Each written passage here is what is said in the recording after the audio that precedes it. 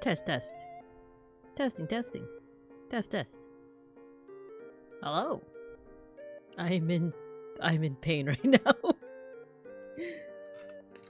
Hello. You good? Alright, cool, thank you. Hello, Zaku. Hello, Matthew. You okay? I too am in pain. I just came back from a doctor's visit. Okay, a CT scan to be exact. Jesus Christ. Jesus H. Christ. I'll talk about it more when we get started. But man, my arms, they poked me so many times. Okay, the ad break is gonna start in a minute, less than a minute, and then we'll get started. Space Bear.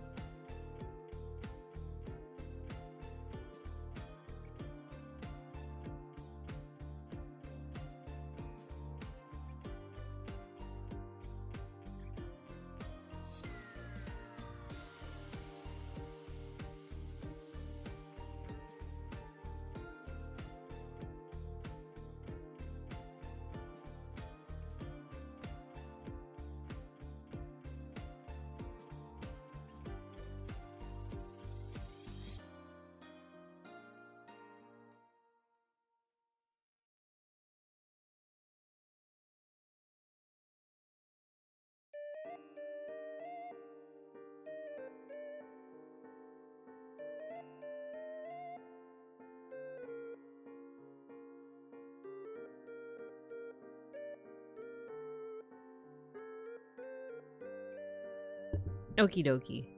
For some strange reason, I'm pretty sure we're back, right? We're back from the ad break. For some reason, I don't know why my PNGTuber Plus, it starts like bouncing me every time I click. Look, watch. I'm not even gonna be talking, but I'm just gonna click and it'll bounce. And that's even when my mic was muted. I don't quite know what's going on. Let me see. Bounce force, bounce gravity. I did set it to 30 FPS. What happens if I switch it back to like 60? I bounce faster. I'm a bouncing. Yeah, was that always a thing that happened? I don't know.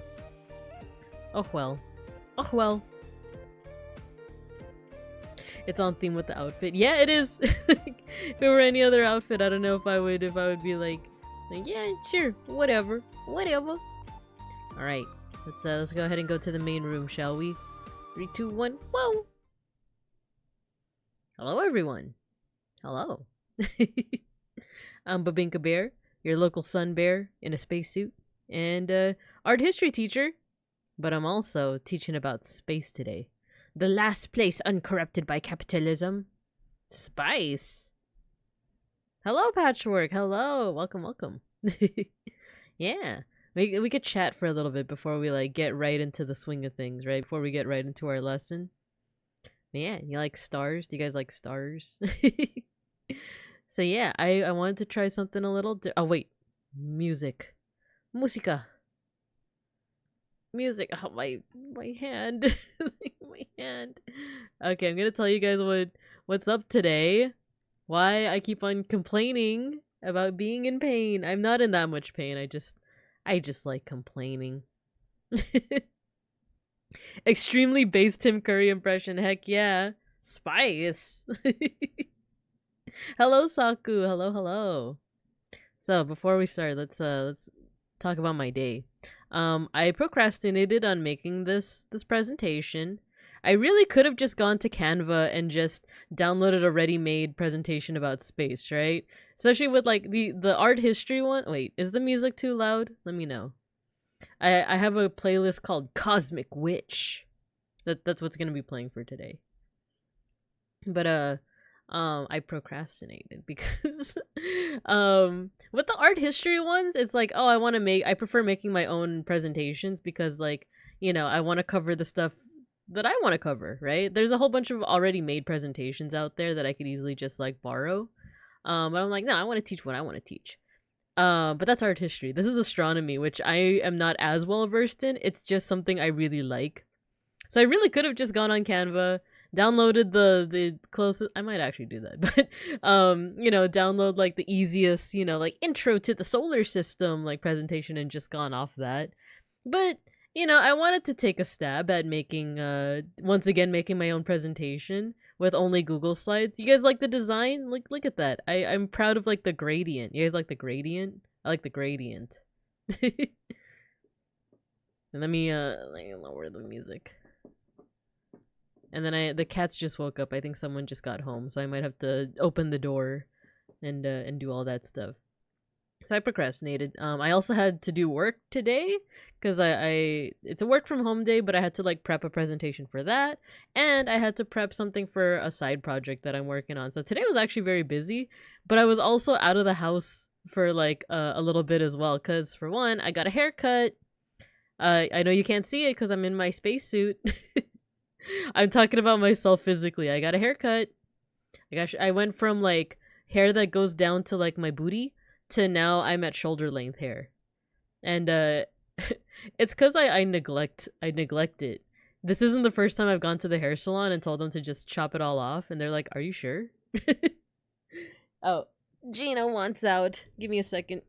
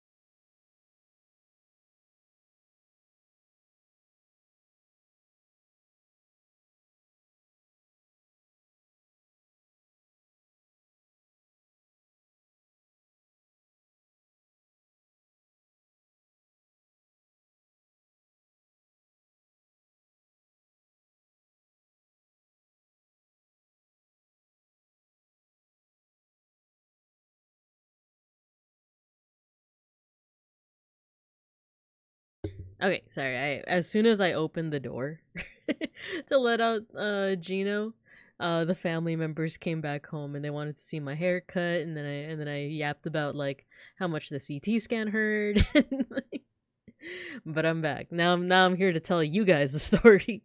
So yeah, what did I do today? I got a haircut. Okay, I woke up at like 7 to work on a side project. Then I left the house to get a haircut, and then I came back, and then I had to work on a presentation for work, and then I finished that, so I started working on this presentation, and then I had to leave to go to like an x-ray technician to get a CT scan for my migraines. So, and if you guys have never done a CT scan before, you have to have this thing like inserted in you, which is like it's called contrast. It's literally to contrast. It's now time for it's true. I should get my emotes ready on that note. It's now time for wait, why can't I go back to default? Uh-oh. Go back to default. Uh-oh. Am I gonna be sad for the whole stream? Oh no! Why doesn't it go back to default? Oh, there we go. So yeah, CT scan, they like, you know, scan inside of your body, but you have to have something inserted called contrast. And like the usual way the technicians do this is they do IV, you know, like intra. Oh, come on, Schnackery. Okay, Schnackery wants to leave now too. Give me a second.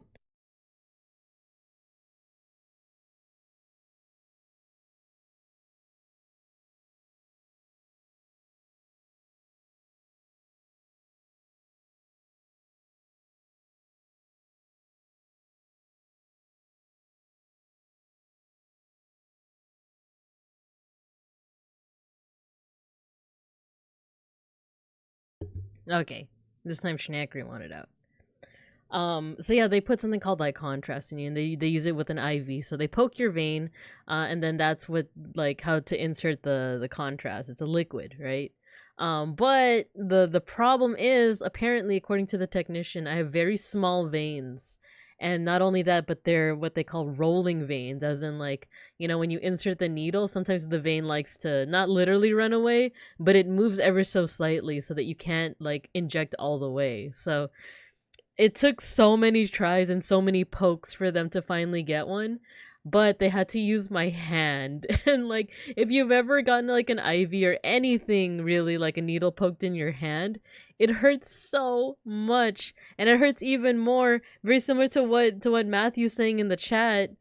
Oh my god, you had to get it in your spine. I'm so sorry, dude. Like, just talking about like it in my hand, I feel like a wuss, but it did hurt. Oh my god, it hurts so much. So I can only imagine like your spine pressure washing your nerve. Oh jeez. But yeah, like, because the contrast fluid is gonna go through, it literally like goes through you. And like, you know, when I was googling this to like prep myself, because when I get nervous I like google things to like see that I'm like prepped for whatever procedure. They say like, oh, you know, like, you just have to prep for like you might have a metallic taste in your mouth, and you might feel like you accidentally went pee pee in your pants, but it's not. That's not actually what happens. It's like a warmth, you know. You feel a warmth throughout your body. Um, but that article did not prepare me for the actual like pain, because if, like I said, if it's in your hand, you feel it like going through like every single vein in your hand. And like it, you know how like Matthew said like pressure washing your nerves, for me it's almost like pressure washing through your hand. And then you start to feel like the warmth in like your entire body, and you do feel like a weird sensation because it is like a fluid going through your every, you know, like single vein. So it feels strange, you know. um you're not a wuss. You have a lot of nerves in your hand. It's true. It's true. I guess that's why it hurts a bit. But hello, beeplebees. We're just talking about my doctor's visit for today. I got a scan, and now now I'm I'm not in pain. I'm not like, ugh, everything hurts. But it's like, because it's in my hand and my arms, it's like, even just like moving my mouse is like, ugh. But other than that, I'm fine. Other than that, I'm fine. But because I had such a busy day today, I actually didn't have time to finish my presentation. You're gonna see it's only like 5 slides, but I feel like even within those 5 slides, we can yap about a lot. Oh my god, Hon, or however you pronounce this band. Hone? Hon? Hon hon hon? I used to like this band a lot when I was like in my like late 20s. I mean, we're talking about astronomy today. Enough about medical stuff. Enough about IRL Binka. It is now time to travel into space. And that's really the only space joke I can keep on making. That and the meme that went on Twitter that do you like stars with like the little aliens, you know? If you guys remember any other like astronomy or space flavored bits, you tell me, okay? Because these are the only bits that I remember is the Tim Curry one and the do you like stars and that. But yeah, that's how my day went. It was busy, but it was good to like get a lot of that stuff out of the way, you know? That's how I always feel. Like, not to be overly optimistic, but it's like, yeah, it's good that this is all out of the way now. It's all bears, always has been. It's true. When you go out into if you guys ever go out into space, you know, in the space elevator or what have you, you're gonna see bears. Just lots of it. Why do you think Ursa Major is a thing? Right? Yeah. And thanks for the meme. I'll just be taking that.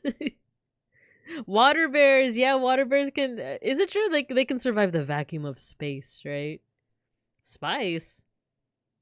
But yeah. So that's what today's lesson is gonna be on. We're gonna be talking about astronomy and whatnot. Before we get into that, so I also have a busy day tomorrow because I gotta go to the office, and then it's my little sister's birthday. Woo! Woo! She's the bunso. She's like the youngest in the family. So, I'm gonna see what she wants. I know I mentioned it last time, but you know I said like everyone in my family is like pretty low key about their birthdays. So I asked my sister like, "Do you want anything?" And she's still like, "I don't know." Which, to be fair, I feel like that's how I would be too. I'd be like, I don't know, like I just want to go to a museum or something. I don't wanna like do too much. In fact, that's what birthdays are for, right? So you could just like slack off and do what you want.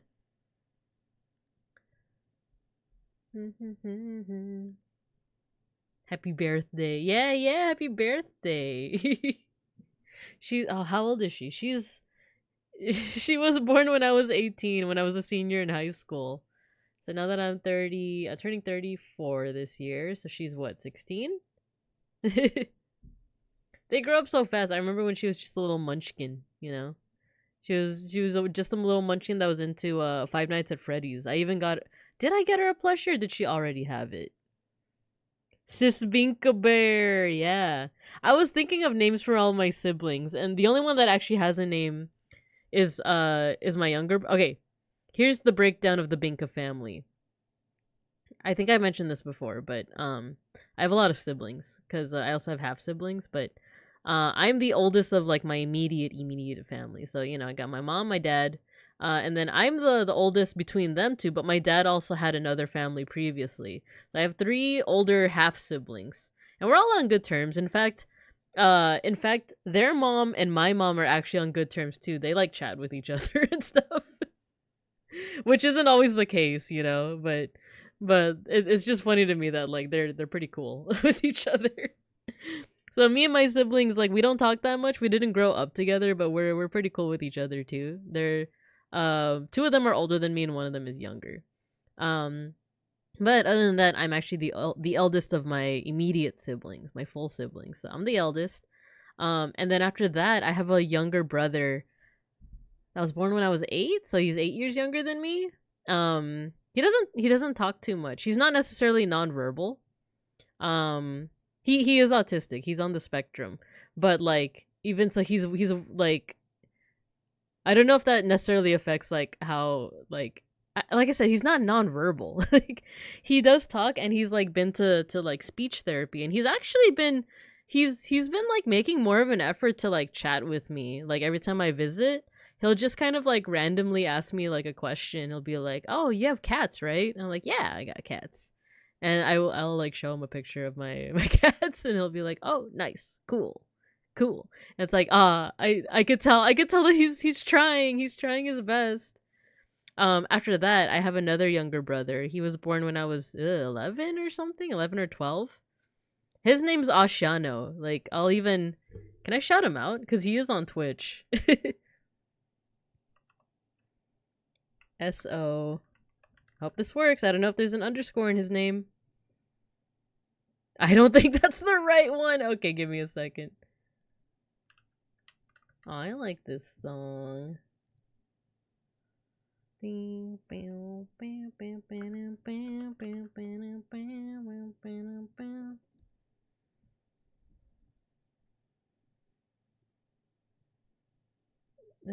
this him?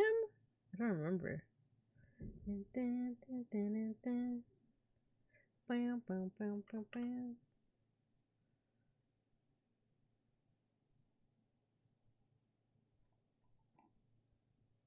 Give me a second. I'm trying to. Hello, May Shark. Hello. I'm trying to find my brother on Twitch.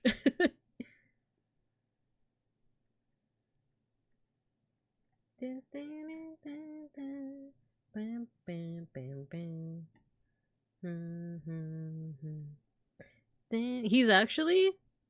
in the. Oh, it's with a 5. Okay, I see.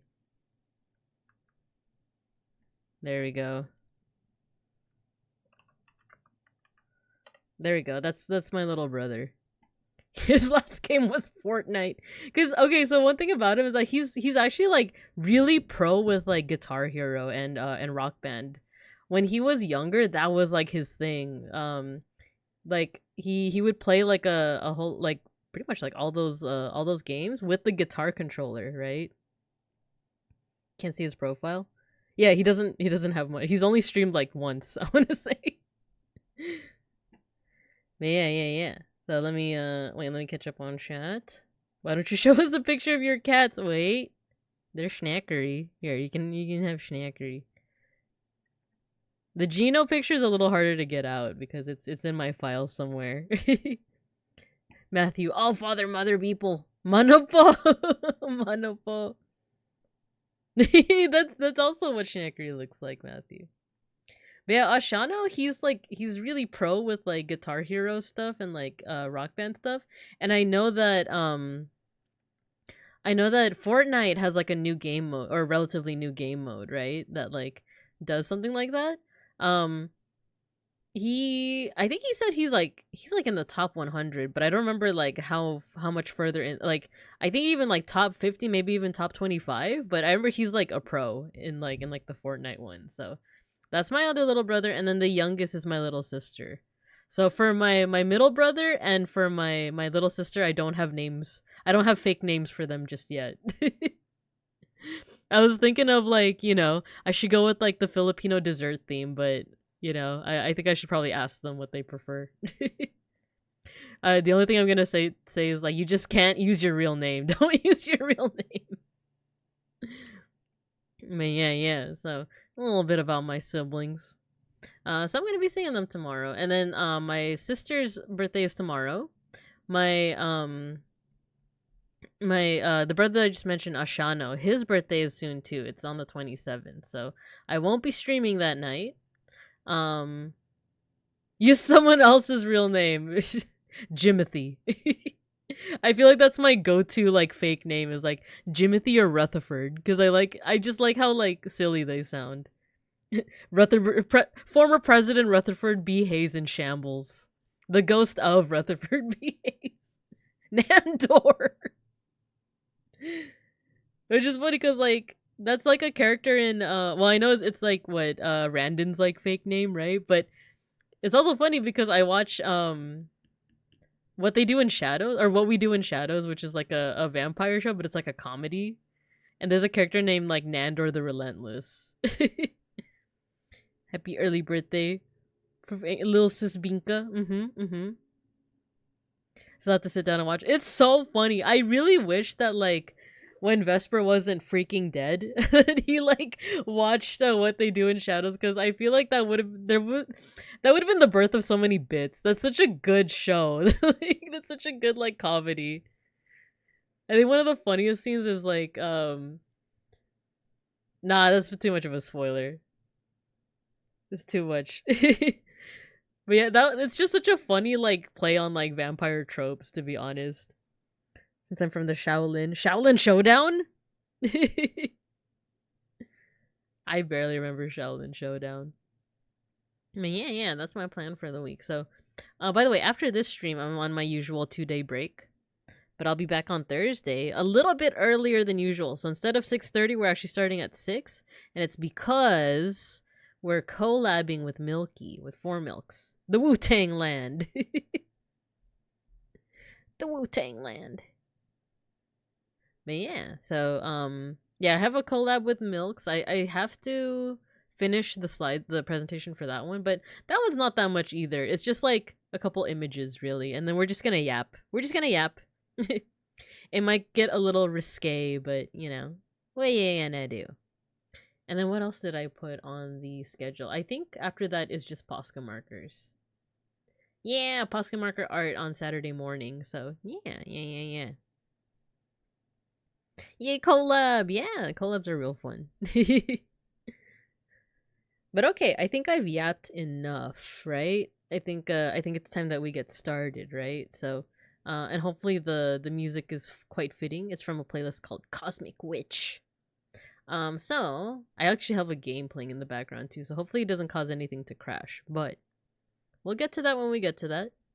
So, dun dun dun dun, let's start our lesson. BINKA Teaches Intro to Astronomy.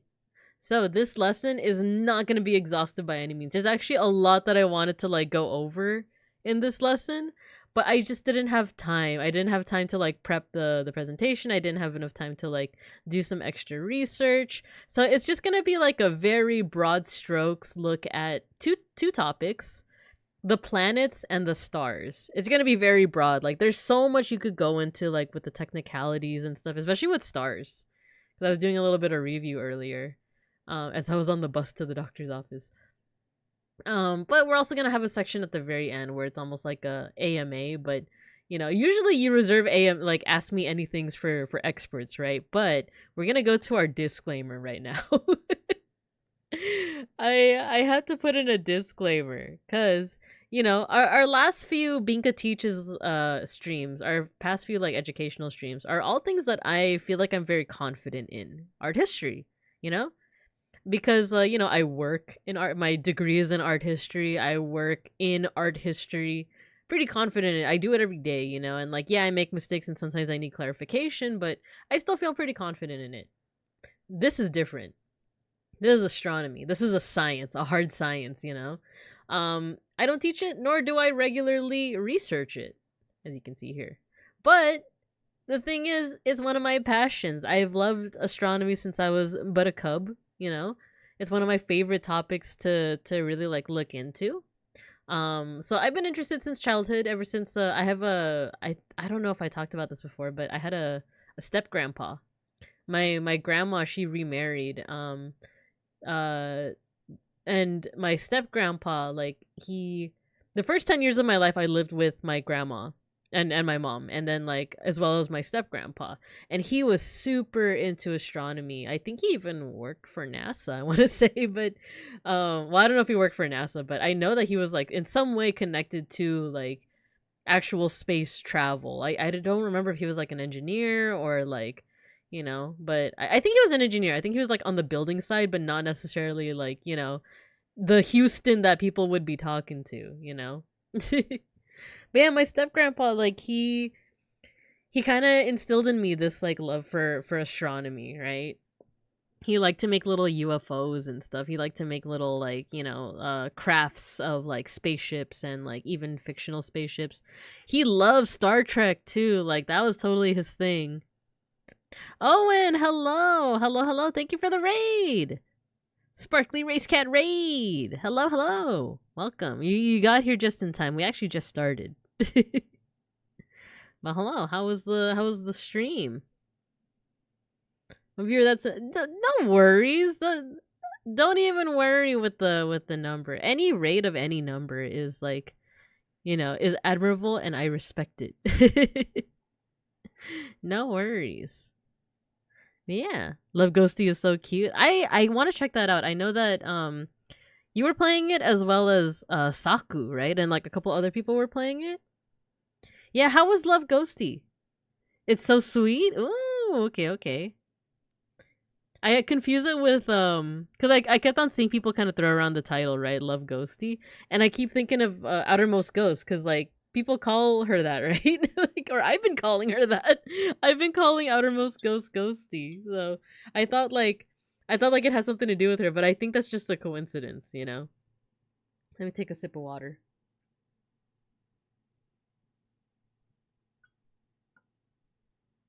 The art director is a tempura. Ah, I see.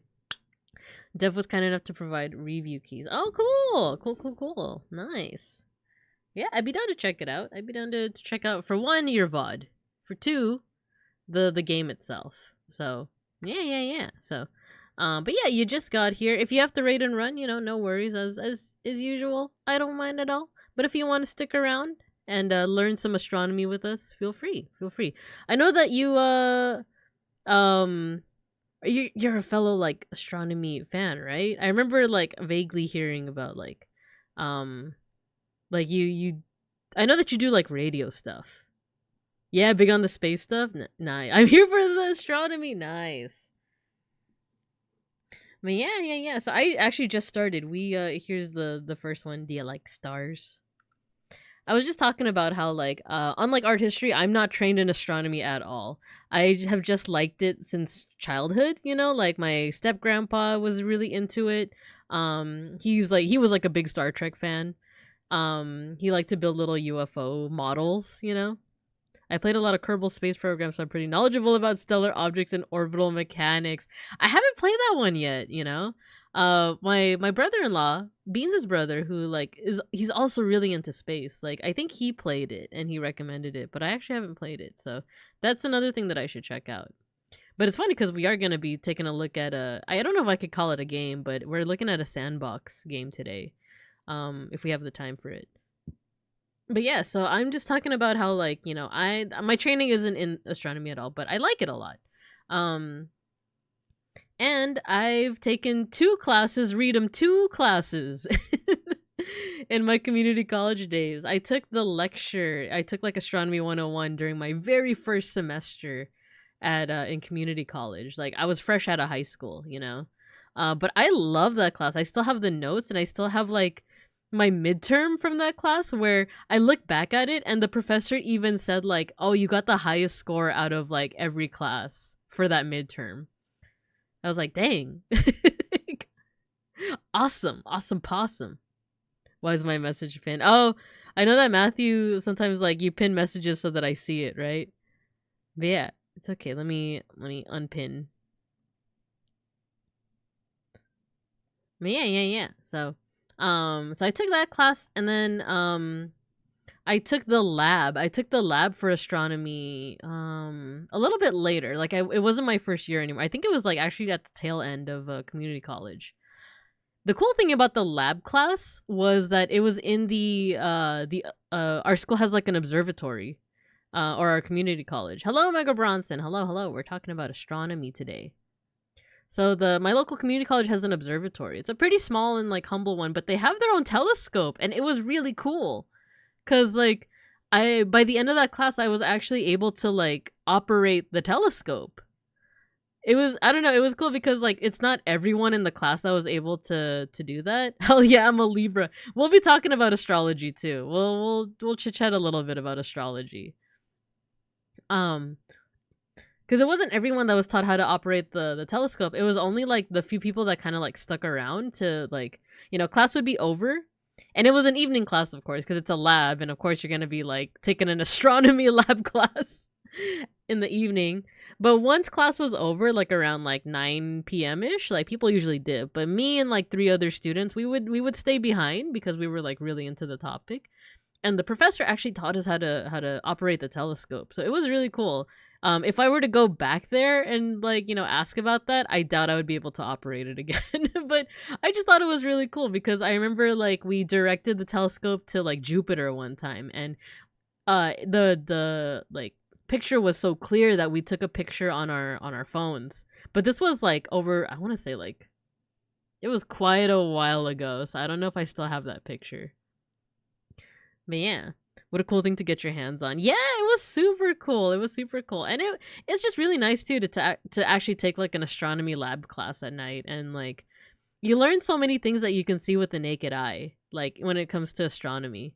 Like I'm gonna talk about it a little later, but you can actually see nebulas with the naked eye, but you have to give yourself time for your eyes to adjust to the darkness. You could see star cluster, well, one star cluster as well. So let me get through the disclaimer though, because I feel like I keep on yapping, but I didn't finish this presentation, so there's only 5 slides of give or take. But I think we'll have a good time with those 5. But so yeah, this isn't my forte. This isn't my training, but I'm very passionate about it. It's almost like graphic design. It's my passion. But that said, some of my information may be outdated, so feel free to correct me, but just be courteous. Don't be like, actually, you're stupid and wrong, and actually all your information is dumb, and you don't know the cutting edge of astronomy technology. Nope. Which I doubt any of you would say that, but you know. But you know. But yeah, so with that out of the way, I think another disclaimer I forgot to put on here is that, like I said, I'm doing very broad strokes. There's a lot of hard science and even a little chemistry too in like some of these topics, especially when we get to like stars. But I'm not gonna be going all in on that. Because I was like making the slide for stars and I'm like, oh, I could talk about like, you know, pressure and versus gravity and like fusion within star cores, but I'm like, nah, we're gonna do some broad strokes, basically broad strokes. Actually, people from space perceive space differently. Sneaks back into my seat. Yeah, no problem. All right, so with that, let's go ahead and get into it, shall we? So let's go ahead and start at home. So well, actually, you know what? I realized I didn't have a slide for like what is astronomy, right? What is astronomy? How is it different from astrology? Actually incorrect. Star information is punishable by death. Get lasered. Just beeplebees like shoots out a laser from from their like BINKA avatar, and I just like get obliterated. Isekai Bearlore has so many possibilities. It's true. Instead of getting run over by a truck, I was run over by the space station. So astronomy. You get exploded by Cielo. That'd be so funny. So astronomy is basically the study of space, of the sky. Well, not the sky, because that would also include like meteorology, but like of space, basically, of outer space. So that's astronomy. Astrology is different. Astrology is like using the stars to kind of like not just make decisions, but just like see how the planets and stars kind of influence your life. And I know it's a very contentious topic, right? It's basically a pseudoscience of like, oh, like you're a Libra and I'm an Aquarius, so we shouldn't talk. I've said this before, but I think astrology is a fun little thing to dabble in, but not to take super seriously. Like, I don't condone like making your whole life, like planning your whole life around it. Like, you know, if you're dating someone, you're having a good time, but then you realize that they're a Scorpio, and Scorpios and I don't know, like Geminis don't mix well together, and you dump them. I don't condone that. I think that's actually kind of dumb. So, but it's something that is like tarot. You know, it's nice to introspect.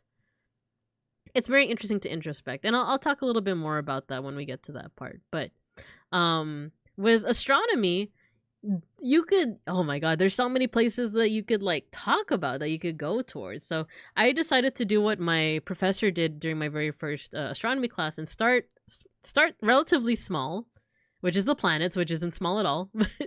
And then he expanded out into talking about like stars, constellations, and then galaxies, and then by the end of the semester we were talking about like the universe. Like, you know, what's gonna happen to the universe, the Big Bang, the big crunch, and all of that. So we're not gonna, I didn't get that far in the presentation, but we're gonna talk about the solar system, which has the planets, and we're gonna talk about stars, and then we're gonna end off with like a ask me anything about these topics that I didn't have time to cover, and then we're gonna play a little bit of Universe Sandbox, just a teensy bit, or actually I might use Universe Sandbox to demonstrate some of the stuff I'm talking about. As a constellation bear, you may or may not have cosmic powers. I'm like Voyager from FGO. Instead of a landing, it was an uncalculated bear landing isekai. Exactly. She got lasered for incorrect space information and was isekai'd into space to learn more about the stars. That would actually be such a cute story, wouldn't it? Without, just the general fear of like suffocating in space. Don't ask the stars what to eat for breakfast tomorrow, because it's gonna take light years for the stars to get back to you. But all the planets. Looks at Pluto. Okay, I'm gonna make some enemies today. Pluto had it coming. We'll talk about Pluto. But so, where is home? Where is home in the deep outer reaches of space? There's a solar system. The word solar system comes from sol, which is Latin for the sun, and it's because all of the planets and dwarf planets and the asteroids and all of that, they orbit around a central star, which is our sun. So that's the solar system. The solar system has 4 planets, or 4 terrestrial planets. These are like rocky planets. So this is Mercury, Venus, Earth, and Mars. This is not to scale, by the way. I'll show you what they look like to scale. Followed by an asteroid belt. There's a whole section where it's just like asteroids, and then beyond the asteroid belt, we have 2 gas giants, Jupiter and Saturn. They are humongous. Jupiter has more mass than all of the other planets combined. And we're also going to learn that mass doesn't necessarily equal size either. Mass just means like stuff, like you're full of stuff, essentially. So Jupiter and Saturn, they are both gas giants, and then our last 2 planets, Uranus and Neptune, are ice giants. They're more icy. So what I mean by like terrestrial and gas and ice giants. So these 4 planets right here, Mercury, Venus, Earth, and Mars, they're all rocky. Like they all like have a solid surface where like Earth, obviously we live on Earth, but if you were to like, go into a spaceship and go to Mars, you'd be able to set foot on Mars because it has like a surface. Same with Mercury and Venus technically, but the one thing is Venus has like a really strong atmosphere that is like basically like acid rain all the time, all day, every day. So you could theoretically step on it. I think they even sent a rover there. I don't remember. But you might not last long. It's very hostile. Mercury is very similar because it's the closest to the sun. Mercury is very hot during the day, but during the night it's extremely cold. So you could land on it. You can step on it. All these 4, you can step on them. Don't do it too hard though. But you can step on all these planets. These 4, you cannot, technically. You cannot step on these planets because they are gas. Or in the case of these last 2, they're made out of ice. But more like gaseous, basically. If you were to try to, like, let's say that you travel out into Jupiter and you just like let go of your spacecraft and you just let yourself drift endlessly, you would eventually go through a whole bunch of clouds and storms and probably die at that point. But let's say you're immortal. You would eventually see a rocky core, but then you would fall straight. Well, actually, I don't know. I think you would just be on the core. I don't know if gravity would actually like have you sink down to the core. I was going to say like, oh, you would go straight through. But I think gravity would actually just suck you down into the core, and that would be it. The IA, you made a valid call. I agree. Newsflash, local sun bear chose violence towards Pluto. More updates soon. This is my last stream. The Babinkums are gonna kill me. The USSR landed. Oh, cool. They landed. Because I remember seeing like photos from Venus, but I wasn't sure if it was like a rover or like, how they even got past like the atmosphere. You might not last long. I'm built different. Beeplebees is gonna be the first person on Jupiter. They're gonna be the first person on Jupiter, and they're gonna be like, I'm just built different. And actually, there is a surface on Jupiter. You just have to really look. It's like when you ask your mom to help you look for. It's like, I can't see the milk in the fridge, and your mom's just like, then what's this? like Beeplebees is gonna go to Jupiter, like fall through the atmosphere and be like, oh, there's no solid surface, then what's this? The landing craft only lasted minutes before they melted and crushed. Yeah, exactly. Like, Venus is very hostile, as expected of the All-Father Mother. Exactly. So, but we're able to send data back. Oh, that's cool, isn't it? Because then now we have, like, these images of Venus. No spacesuit, no spaceship. Get good, scrubs. Just get good. But yeah, let's also go through some of the planets one by one and just share like a little fun fact before we move on to the rest of the solar system. So Mercury is well, first of all these planets are named after Roman gods or goddesses. So Mercury is the Roman name for Hermes. Venus is Aphrodite. Earth is Gaia, you know. Mars is Ares, the god of war. Jupiter is Zeus, who is the king of the gods and the sky god. Saturn is the Roman version of Kronos, who is the god of time and the father of Jupiter. Then you have Uranus or Uranus. There was a Futurama joke where it's like, you know, it takes place in the future, and Professor Farnsworth was like, "Oh, they changed the name of Uranus because everyone kept making that joke." And Fry was like, "What did they change it to?" Urectum. Uranus. So the name of the god is Oranos, but then the planet, like the quote-unquote proper pronunciation, is Uranus. But you could also say Uranus. So a cloud debt, exactly. Oh my god, Owen, yes. I'm shaking your hand right now. Sailor Uranus, man. Legs for days. That's like one of my top 10 favorite phrases. One of my friends said it like, I want to say like 5 years ago, and like it's like stuck in my head forever. Just like legs for days, legs for miles even. Uranus. And then finally Neptune. That is the Roman name for Poseidon, the god of the sea. So these are all named after like Roman gods and goddesses.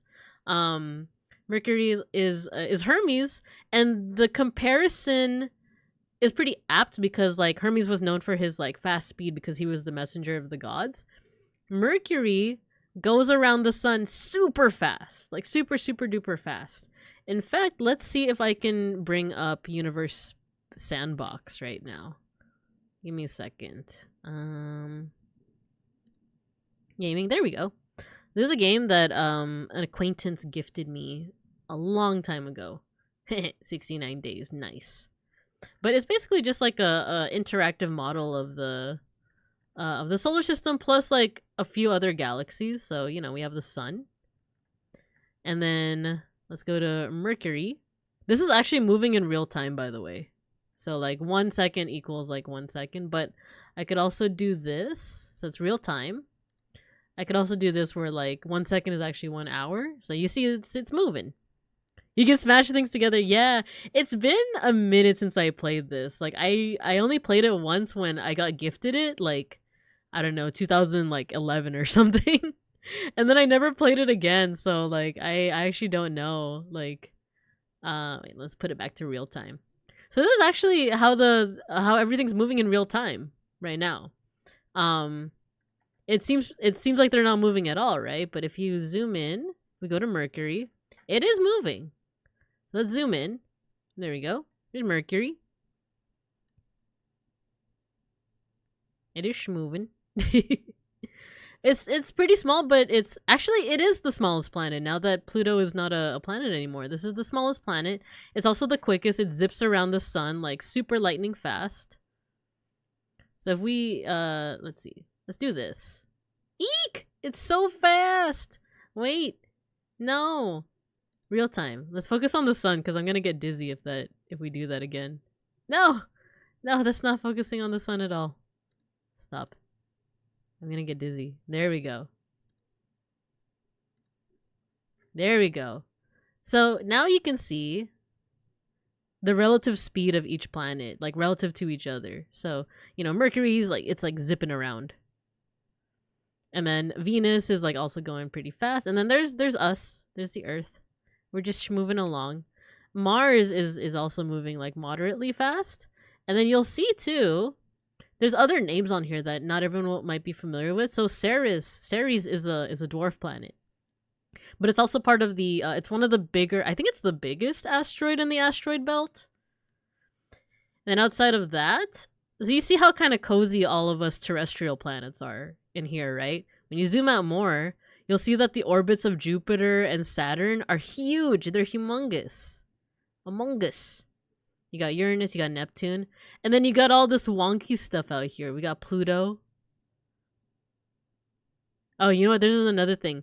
The planets, more or less, they all orbit on a plane. So, like, if I do this, it's almost like a ring around the sun.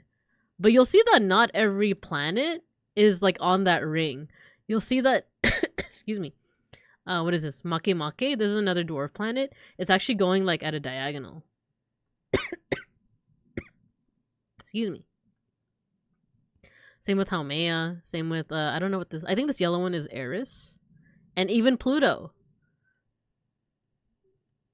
86 orbital. Yeah. A year on Mercury is 86 days. Was it Venus? I think Venus is the year is shorter than a day. Eris is even bigger than Pluto. Wild. Exactly. So yeah, Mercury's really fast, and it's also just a planet of extremes, right? So let's have this play in real time so that it won't hopefully overload my system. We're gonna put this away. So yeah, that's Mercury. Venus, when I was growing up, I used to read a whole lot of like astronomy books, and Venus would always be described as Earth's twin because they're just really close in size. But other than that, other than the fact that they're close in size and they're both like terrestrial or like rocky planets, they're pretty different, I want to say. Because like I said, Venus like has this, it has an atmosphere, but it's like a acid rain atmosphere that like Owen said, like even the probes that we sent, they melted. It's not a very hospitable place. It's a very hostile place. So there might be aliens, you never know.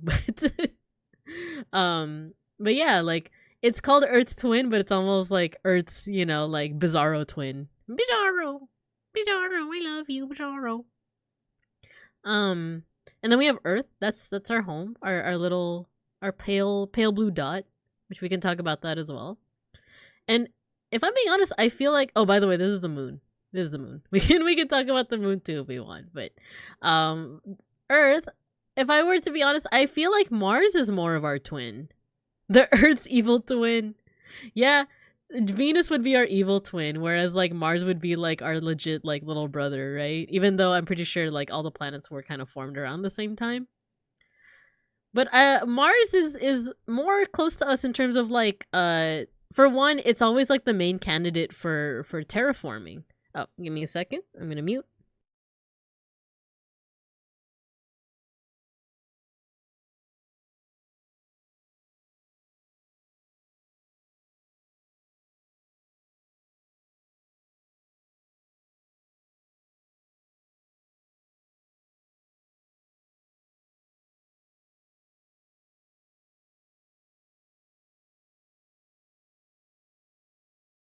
All right, I'm back. Beans is back, and he bought Chipotle.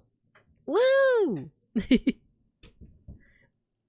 So yeah, we're talking about Mars. It's also known as the red planet because the soil and the ground is very red. I think because it's rich in iron. I want to say, someone can correct me on that, but it's very red. But it also has whites on the poles. So yeah, iron. Nice, thank you, Owen. Nice.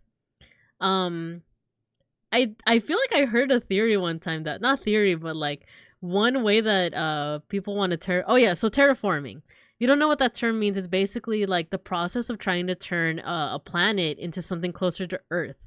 Basically make it habitable so that we could like hopefully live there one day. So Mars is like the prime candidate for that, as well as like I think I've also heard the moon. Like people also are interested in terraforming the moon because they don't have that like acid rain atmosphere, and they're not so ridiculously close to the sun that you would bake, right? It's just that the sun is a little bit further away from Mars, so you would have to like kind of just kind of like adjust for that. But it's a candidate. But I've also heard that like one way that like people have thought of terraforming Mars By the way, that's also a manga. It's a freaky one. But is so there's ice caps. There's ice caps on Mars. Full of water. I don't know the composition of the water, if it's like, just straight up H2O or if it's something different. Morph is in that exactly, Matthew. Yeah, if you guys are interested, check out a manga called Terraform Mars. It's kind of freaky. The plot is basically like Earth succeeds in like terraforming Mars, or like they're trying to terraform Mars, but the way they test whether or not it's habitable is they send cockroaches over because they're so hardy, right? However, something happens that makes the cockroaches mutate into these like scary humanoid like beings with like huge eyes. And the thing is, they're still cockroaches, and like if you size up a cockroach to like the size of like a person, they move like inhumanly fast. They're inhumanly strong, and there's a lot of gore in the in like a lot of the chapters. So, yeah, read it at your own risk. But it's an interesting series to say the least. So, very gory. There's an anime too, but the anime, like, I don't know, they made it very like Coomer brained. Like, there is a little bit of like, oh, hee hee ha ha, like fan service in the manga, but they like upped it to 11 in the anime, and I don't know why. So, or I know why, but yeah. So, one, I keep on stalling in terms of like the theory is that like because there's ice caps on Pluto, I mean not on Pluto, on Mars. They said that like, oh, you know what we should do? We should send some nukes. We should nuke Mars. We should nuke Mars, but just over the surface, not nuke the surface of Mars, but just a little bit over, so that the blast will melt the ice on the ice caps, and that was an Elon Musk thing. Oh my god. But yeah, that's kind of like the line of thinking, is that like it's gonna melt the ice caps, which would like bring water to Mars, and that way like make it more habitable. From there, like then it's just like making an atmosphere, like making sure that there's like trees to make oxygen, all that kind of stuff. So it's an interesting theory, but also like, come on now, you're gonna nuke Mars. Like, and also like the big thing is like if it goes wrong, if you don't set it off at just the right like time, you just nuked Mars. Like, I don't know what to tell you at that point. So yeah, that's a little bit about Mars. So one thing that's missing from this diagram is the asteroid belt. So let's see if we can go back to our video game. It also puts a lot of stuff into a very thin atmosphere to create more of a greenhouse. Ah, I see. Because I saw another like YouTube short about it. So I'm like, okay, that's interesting. I see where they're going with it. I see the vision, but it's still like, I don't know. Oh, I guess you can't see the asteroid belt. Maybe I need to make a new simulation. Open existing. Named asteroids. Moons, asteroids, and rings.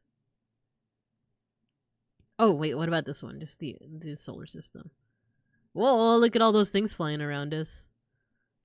Let's put this to real time. There we go. Where's this? Venus, the sun. Okay. So here we are in the inner solar system. But you see all these little things around here. How do I zoom in? Vesta is an asteroid in the asteroid belt. There's also Ceres, Fauna. Here we go. Ceres. So in between Mars and Jupiter, there is a huge expanse of asteroids. It looks like this. There's Jupiter right there. And I remember when I was growing up, there was theories that like, oh, it's very possible that this used to be wait, why can't I zoom out now? That maybe that was a planet that had like, something hit it and it exploded into like all these asteroids. I think by the time I got into college, I think that theory was disproven. That like even if you were to get every single asteroid and like collect them all into like a single like celestial body, it would still be no bigger than the moon. So like it's like even if it was a planet, I think it was also stuff like that's not how like gravity would necessarily work to like keep it like that, but I don't remember the specifics. I just remember that like the theory was more or less debunked, that like that might have always just been like an a asteroid belt like that. Radiation water grows another pair of arms, just like Futurama. A graduated planet. No. I guess that would be Pluto, right? So, yeah, the asteroid belt is there. The 5 biggest ones, or I think the 4 biggest ones, I want to say are Vesta, Ceres. Ceres is the biggest. It's so big that it's a dwarf planet. And then you have Vesta, Pallas, and there was another one. But if you are a fan of Sailor Moon, the Sailor Scouts that were supposed to be with Chibi Moon, they're named after these asteroids, I think. Wait, now I'm gonna look it up. Sailor Ceres. The Amazonas Quartet. So it's Juno, Pallas, Ceres, and Vesta. So like those are kind of like the Sailor Quartet for Hold on, I'm gonna show this to you guys. Give me a second. Sorry, we're now going into Sailor Moon. So they're supposed to be like the guardians for Sailor Chibi Moon, and I just thought that it was cute that like, you know, like that it's named after like the 4 biggest asteroids, right? It's cute. It's cute.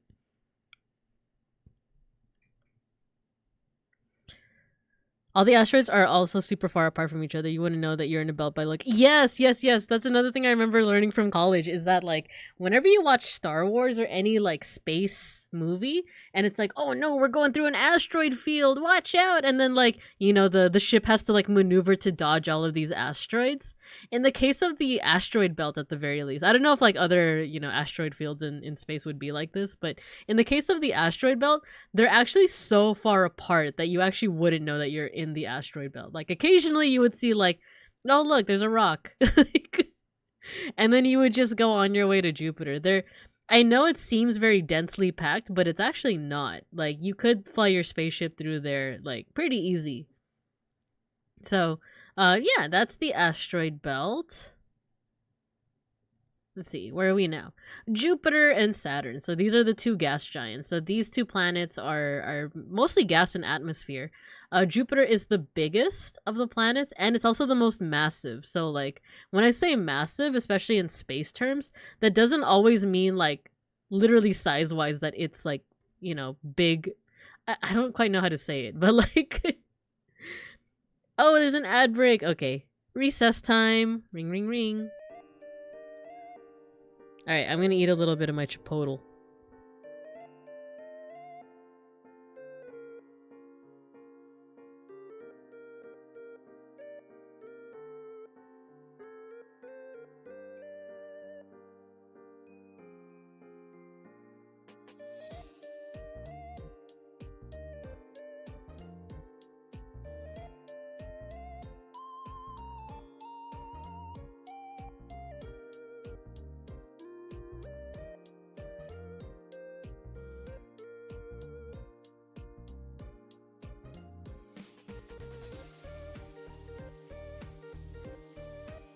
Hello, Vitehide. Hello. You know what? We're gonna come back in like 10 seconds to welcome you guys.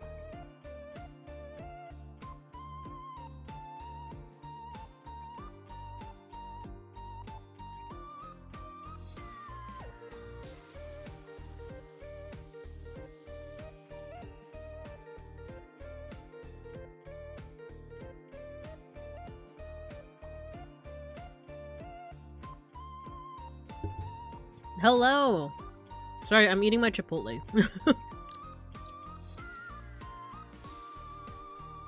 Hello, Vitehide. Hello, Raiders. Welcome, welcome. Sorry if you caught us in the middle of an ad break. But I think everyone's back, right? I think we're all back. So I'm eating my Chipotle at the moment. No, welcome, welcome. Thank you for the raid. You're playing Mega Man X2. Ooh, how was that? How was that? Everyone says bless you. Everyone says bless you. Thank you.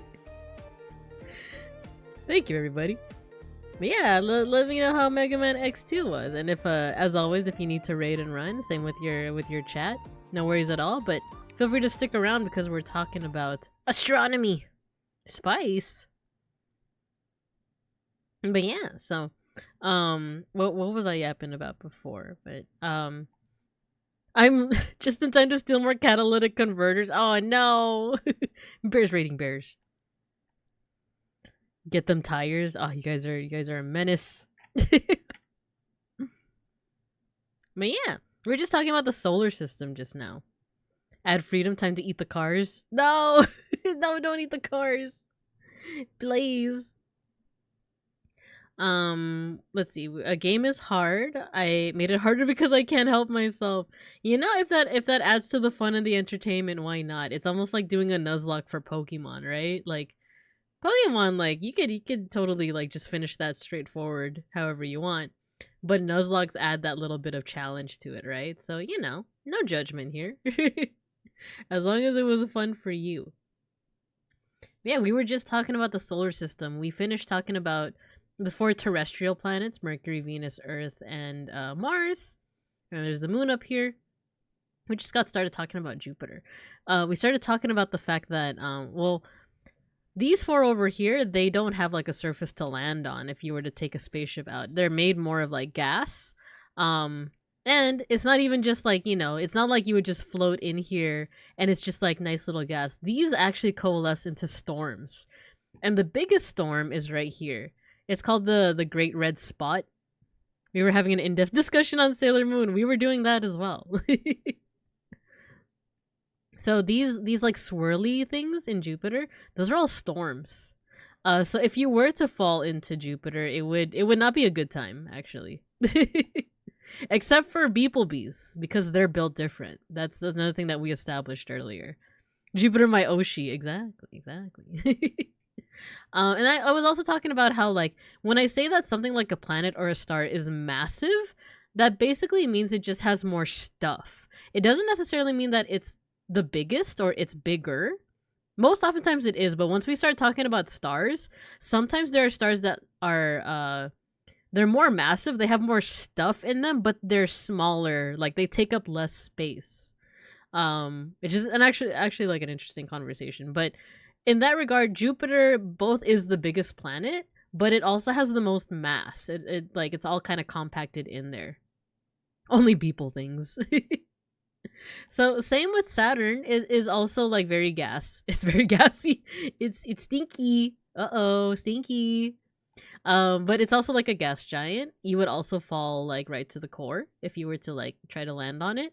But the most noticeable thing about Saturn is its rings. It has these like really beautiful rings that aren't a singular thing. They're actually like a like if we go back to like the asteroid belt.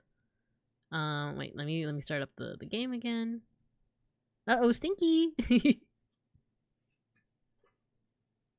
The rings are but an illusion. Let's go to Saturn. Let's zoom in. Enhance. Oh no, where's the ring? It's gone. Do I have to How do I make the ring show up? I don't know how to do this. Okay, new. Open. Is there one? Oh, there we go. Saturn with moons and with Phoebe ring. Saturn with Phoebe ring. There we go. So Saturn's ring is actually just a whole, it's made up of a whole bunch of like rocks and dust. And it just more so like coalesces into a ring. It looks like it's like a singular thing, right? But it's not. Uh-oh, stinky. So this is a little bit more realistic as to like, you know, what's actually going on with those rings. It's actually like a whole bunch of like dust and like, you know, space debris. But it also has a lot. Both Saturn and Jupiter both have a lot of moons, like a lot. So much so that I believe they have names, and some of them are kind of trailing behind and in front of them. The reason why, by the way, if you... Oh, wow, I didn't even notice that. Like, they have, like, a whole, like, kind of outer ring of, like, moons and stuff. So one thing that I kind of like glossed over, it's in the process of losing a ring, if I recall. That too, because so the whole thing with like moons, we didn't really get a chance to talk about like moons and satellites and stuff like that, is these are objects that are captured by the gravity of a planet. So let's go home, shall we? Let's go to Earth. Wait, let's go new, open, Earth and Moon. Our little buddy in space. Earth is over here spinning pretty fast, actually. Hold your horses, everybody. Hold on to something. And we have the moon. I probably should have talked about the moon. So, oh yeah, get your stickers, everybody. Get your stickers. So in many cases, like let's say that a planet is just kind of drifting off in space over here. All planets have gravity around them, like they have their own orbit. So if a comet or if some kind of like space thing is flying across, it could actually get caught in the orbit of a planet, and then it starts orbiting it, and that becomes a moon. It's a little different with our moon though. I think the common theory is that like when the Earth was still forming, it was still made out of like, you know, molten rock. It's still kind of soft. Something collided with it, and that's not the moon. The moon is actually a collection of stuff that's both in the Earth and this this like other thing that like collided with Earth. So like this, let's say that the Earth, it's still young, it's still molten. Something comes along, collides smack dab into it. A lot of Earth stuff is kind of jettisoned out into space. But it starts to coalesce with like the remains of like whatever smacked into it. And eventually that became the moon. So the moon is actually a little bit of us, but also a little bit of something else. It's almost like we're the parent of the moon. But other things like Jupiter and Saturn, a lot of their moons are just like, oh, they just so happen to capture like a traveling meteor. Same with Mars, by the way. Mars has 2 very tiny moons that are actually like asteroids from the asteroid belt. What is this song? Oh, the playlist is over. We're gonna restart the playlist. Okay. Dang, we're yapping a lot, and we're still only on like the 3rd slide, but we'll see how much energy I have to talk about stars as well. You like stars? So yeah, both Jupiter and Saturn, they both have like a lot of moons. Like I think over 60 moons, and a lot of them were just kind of captured from like passing like meteors that are passing by. So lastly, Saturn is known for its rings. However, all of the gas giants and the ice giants actually have rings, but they're just not as noticeable. Jupiter actually has like a very thin ring. I remember like seeing it in a book when I was growing up and being like, wow, that's so cool. But I actually all 4 of these have a ring. It's just that Saturn's is kind of the most prominent. Okay, so that's Jupiter and Saturn.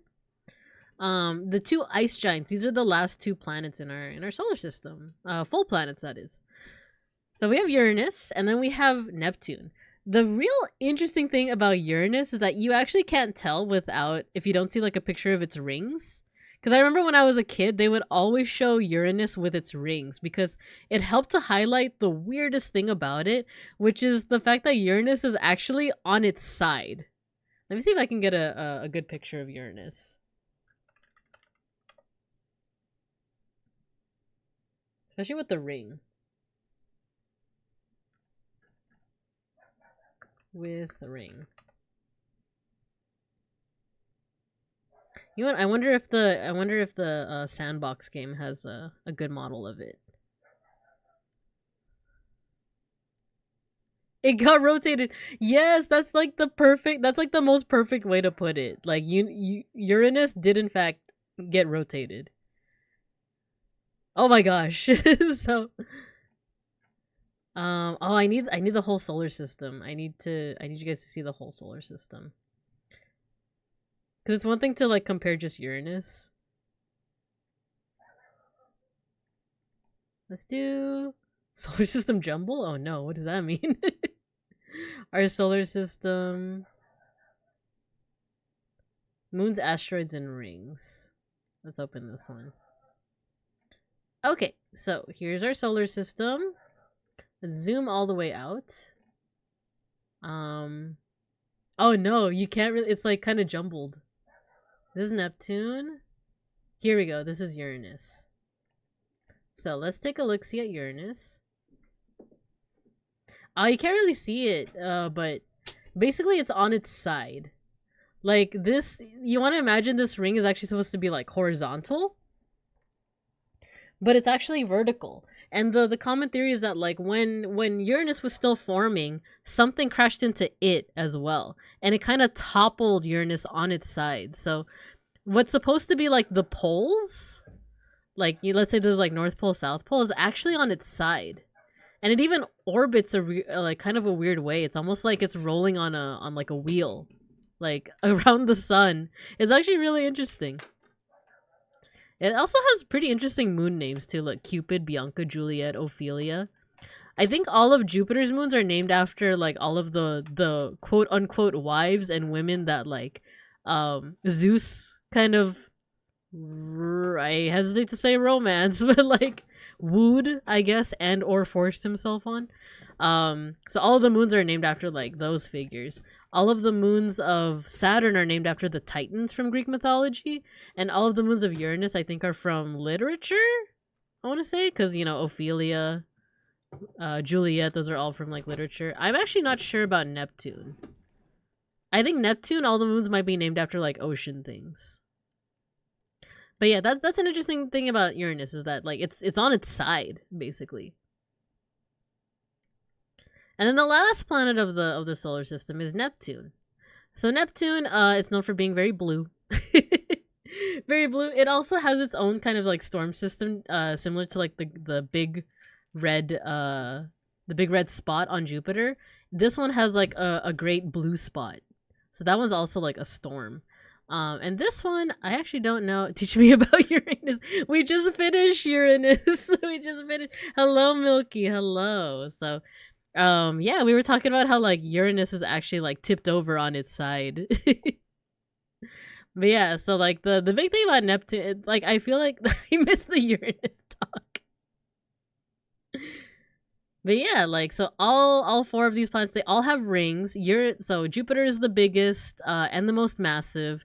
Saturn has its fantastic ring system.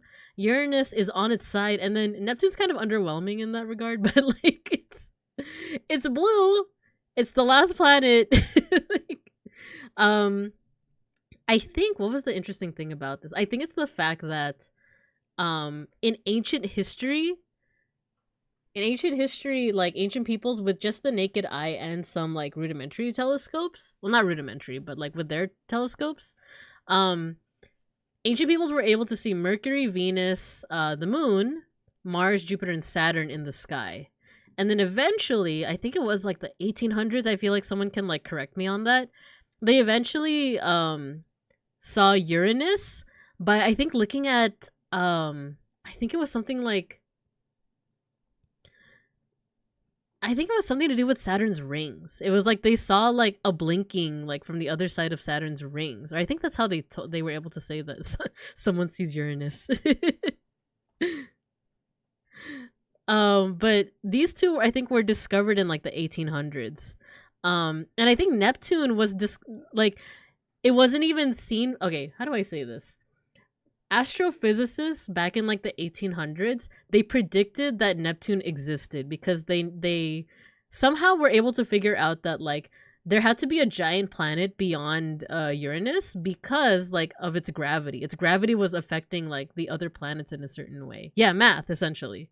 Exactly what Owen said. Like they use math to kind of figure out that like there has to be like an eighth planet. Later on, they would find Pluto, which would go on to be like the ninth planet until was it 2006? It was like during the 2000s where the IAU, they deemed it to actually be a dwarf planet. Now, I said this in the beginning, Pluto had it coming. I am no longer a Pluto apologist, you know, like a Pluto stan. Like I am of the mind that Pluto has to be a dwarf planet. Like it, if we make an exception for Pluto, we make an exception for like at least 10 other objects in the solar system. So I think the designation of Pluto being a dwarf planet is good. Like, I agree with it. If you should burn me on the stake, do it now. Yeah, exactly, Owen. We're not gonna add a dozen more planets. That's the thing, like, we're not gonna do that. That's can you imagine being like an elementary schooler and having to memorize like not just like these 8, but like literally like 12 other planets? There's a very good class of 8. Exactly. So let's see if I could do this off memory. So what is a dwarf planet? We're finally like on this part of the slide. So what is a dwarf planet? Make the kids memorize 30 planets. Pluto hater. No, I don't hate it. I just don't think that it should be like considered a full planet. So I think a lot of the confusion of with Pluto came from the fact that what someone help me out. So I know that the thing that Pluto had failed on is that it didn't quote unquote clear its neighborhood. What that means is, let's go back to the game. Let's go back to the video game. Pluto, get behind me. Let's go back to the sun. To the sun! There we go. So if you... No. They don't like that I speak the truth. Okay, let's actually start another simulation. Let's just do the basics. No, wait, we need...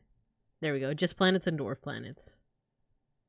Hades fans in shambles. Thank you for the pet. One of the biggest criteria is that it needs enough presence and gravity. Yeah, exactly. To clear its neighborhood, clear its like essentially like where its orbit is. So if you zoom in, like if you look at like the orbits of each and every one of the planets, there's stuff like satellites, there's stuff like comets, of course, but the orbit is essentially clear. Like Earth has its own orbit. Venus has its own orbit. Jupiter has friends. It has moons. It has like a moon system, but also has like moons here and here. Same with like the gas giants. But if you look at Pluto, that's where it gets kind of strange. Cuz Pluto, you know, we talked about like how like all the planets kind of line up. Pluto doesn't actually. Pluto's orbit is kind of skewed. It's kind of like it's kind of at an angle. So that was already kind of tipping off like astrophysicists to be like, oh, what's going on with Pluto? You know, like what's going on? Another thing is that like Pluto hadn't, like what we're talking about, cleared its neighborhood. And what that means is that there's other things in the orbit of Pluto. It's not just Pluto, like there's other like things. One of the things is, for example, Pluto's own moon, Charon, or Charon, or Charon. So I'm not a Pluto hater because I also think Pluto's just really interesting because it's also technically like you could argue, zoom in. Where's the moon? Where's its moon? Oh my god. It's going so fast. It's going so... Oh my god, it's not happy. It's not happy that I that I said it's not a planet. It's so mad. Okay, what if we do this in real time? Okay, it's not going as fast. It's a shame that it's not showing Charon, the moon, but they actually orbit each other. I think that's the really cool part about Pluto is that like technically you could say that it and its moon are orbiting each other rather than the moon orbiting the planet. Pluto has to be a planet, otherwise Miss Frizzles let Arnold almost kill himself there for no reason. That was one of the most traumatizing like moments in the Magic School Bus ever. I remember seeing that scene as a kid and just being like, oh my god. The lag on that redeem is insane. Yeah, I think there's some latency. There's some latency issues. It heard you run. When we did flyby a few years ago with New Horizons. Yeah, the photos of Pluto are absolutely incredible. The colors are beautiful. Really magical. That episode, yes, that episode F's me up every time. I'm just like, oh my god. He almost killed himself on Pluto. I can't believe it. By the way, if you were to land on Pluto and just look back at the sun, it would just be another star in the sky. That's how far away it is. Karen, Pluto, Friends to Lovers, 100k fanfic. Yes, please. Yes, please. I would read that. They're star-crossed lovers. Hello, Hanel. Hello. We're doing an educational stream today. We're talking about astronomy. We're just talking about the whole controversy with Pluto. I apologize if you're a Pluto fan, but I am of the mindset that it is a dwarf planet. You guys just gotta deal with it. You guys just gotta deal with it. Star-crossed lovers, exactly. And get your stickers, everyone. Get your stickers. So yeah, Pluto's really far away. It's a dwarf planet because it didn't clear its neighborhood. But with the designation of it being a dwarf planet, I actually think it's really cool because that means our family, our solar system family kind of grew as well. So let me show you guys what I mean. So not only do we have Pluto and Charon as kind of like a combination dwarf planet, we actually have a couple others. So we have Eris, Ceres, Makemake, and Haumea. I think there's actually a website that shows you the dwarf planets. Pretty cool.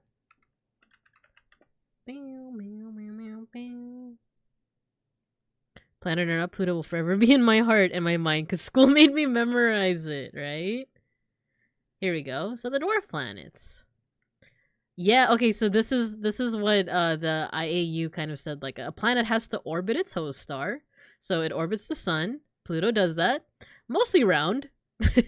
Doesn't have to be, like, perfectly round. In fact, did you guys know that the Earth isn't perfectly round? It is round, though. I'm not a flat earther.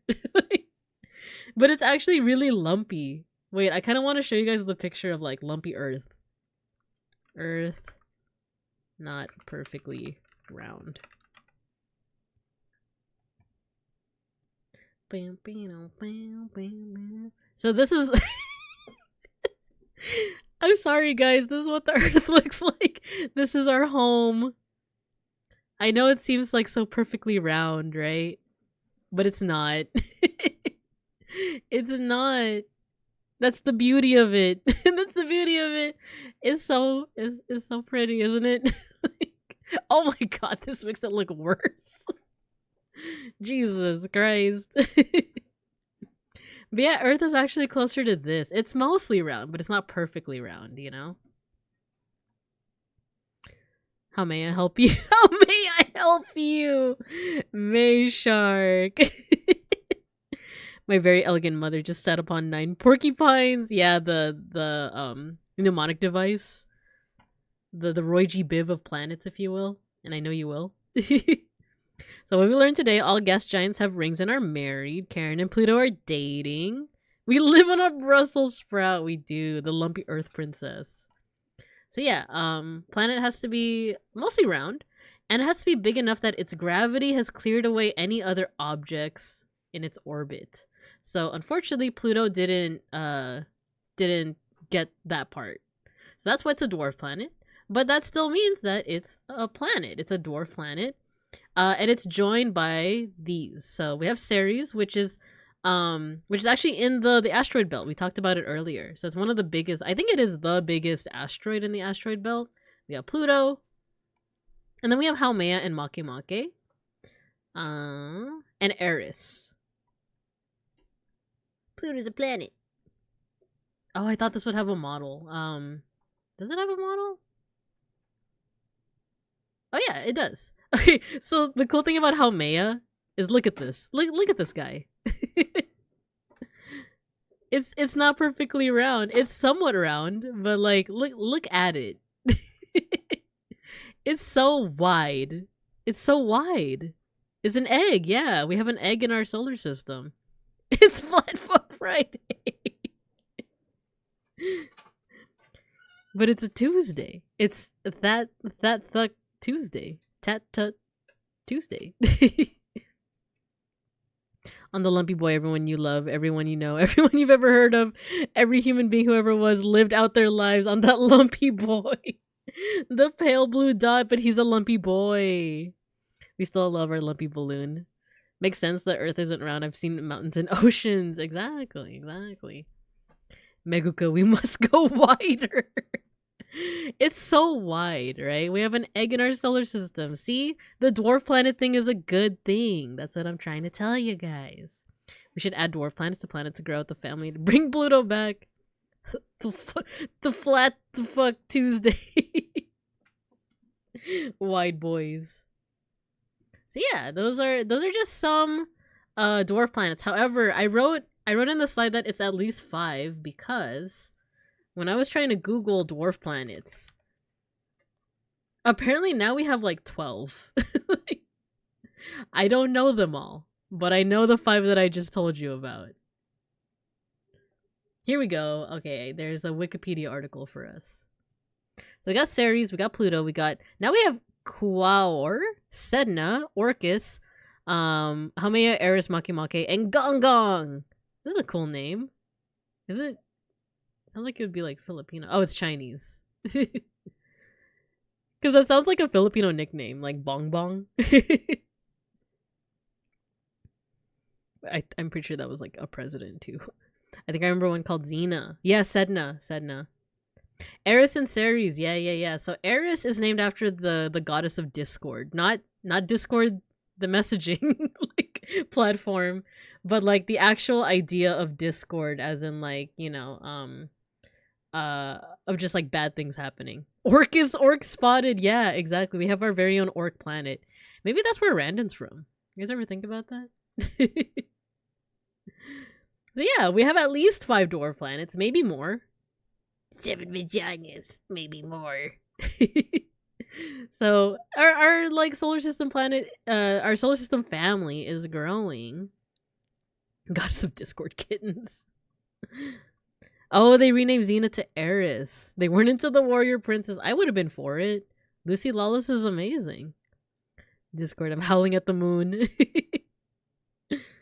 MLP Summon. Hello, Now Posh. Thank you for joining the class. We're learning about astronomy today. Thank you for joining. So yeah, so we have our dwarf planets. So we have our 8 planets, our dwarf planets. Many moons, over 750 of them. And I talked about how like moons, like, you know, sometimes they're asteroids that are caught in like the gravity of a planet. Sometimes they're made out of both the planet itself and something else. Trying to think if there's any exceptions. Like, I feel like that's like a good summary of moons. Now, the last 2 things on this list are actually things that I'm not super well versed in. I did learn about the Kuiper Belt and a little bit about the Oort cloud when I was in college. But basically, these are everything beyond Neptune. So Neptune, like, after that, it becomes kind of the Wild West of the solar system because let's go ahead and look at the sandbox again. You start to see like things that just like are kind of doing their own thing orbit wise. So how do I, okay, let's start a new simulation. Let's look at all known moons. New Horizon Pluto flyby. They have the Kuiper Belt on here. Oh wait, I think there's something, the trans-Neptunian objects. Top 20 non-moons. There we go. So those are our little guys. These are also, so these are all orbiting the sun, but they're so far away that like you wouldn't know it. You can also see their orbit all isn't like in a disk, kind of like the planets are. It's kind of all over the place, right? This is actually a really cool visual. Oh, here's Neptune. So these are all past Neptune. And they're so far away that if you were to land on any of these and look back at the sun, like I said, it would just look like a star. It would just look like another star. Like it wouldn't even, like you wouldn't even feel the heat of it. Oh, look at Sedna. Like it's so, like its orbit is so far away, you know, and yet it's still technically orbiting the sun. So yeah, these are all also part of the solar system. So this is what we would call the Kuiper Belt. But there's also, the Kuiper Belt is also similar to the asteroid belt in that it also has a lot of like debris as well. I think I've also heard that like comets come from the Kuiper Belt, and then there's also something called the Oort cloud. Little guy spotted. Whoever decided that we should stop giving celestial bodies cool names and instead call them ADHD 377. So that is just out of convenience because there's honestly just so much out there that like you can't give a unique name to everything. Or technically you could, but like in fact I think there's a service for that.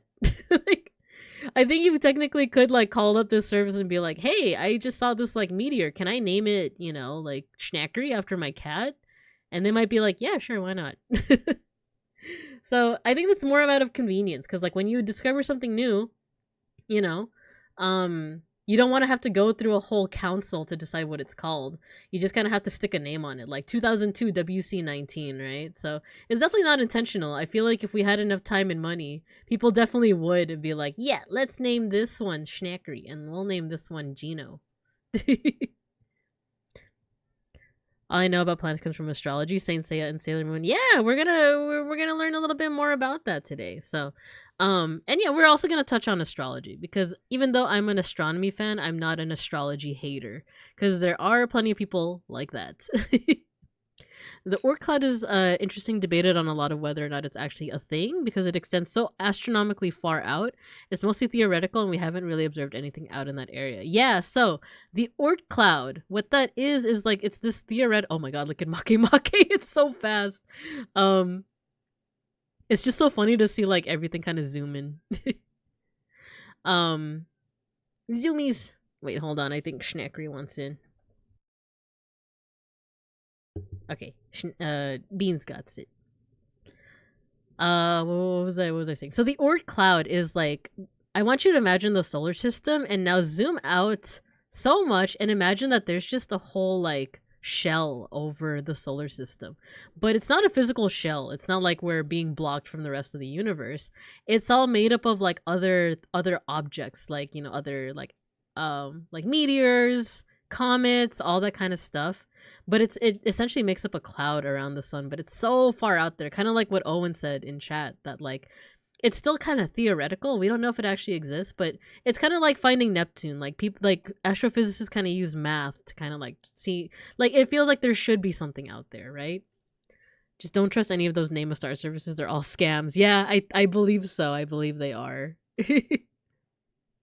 Zoomies, astrology is cool to me in the same way as ancient mythology. Me too. I think that's why I like astrology, because like it goes very much into like our own like lore as humanity, right? So yeah. So that's the solar system at a glance. I know we spent about an hour and a half talking about it, but human lore. Hello, Akashi. Yeah.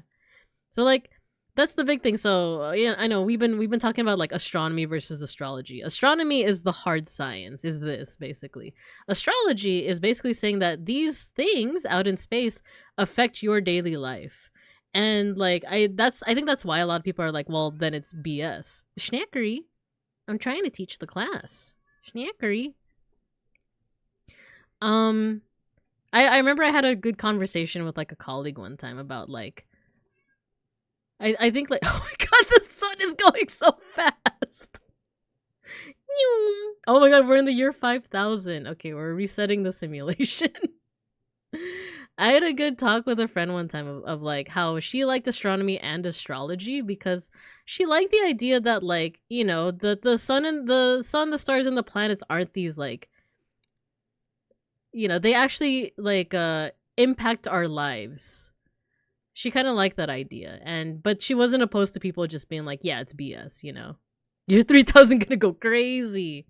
It's true, actually. I wish I could talk about like I kind of ran out of time with making my presentation, but I wish I could talk about other galaxies too, because did you guys know that we are actually on a crash course with another galaxy?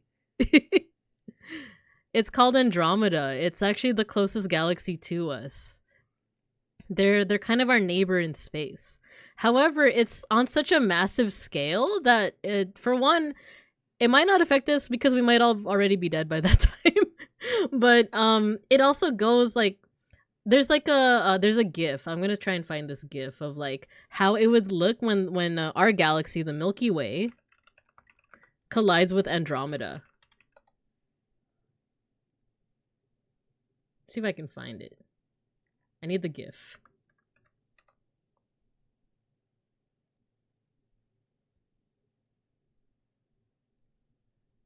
Okay.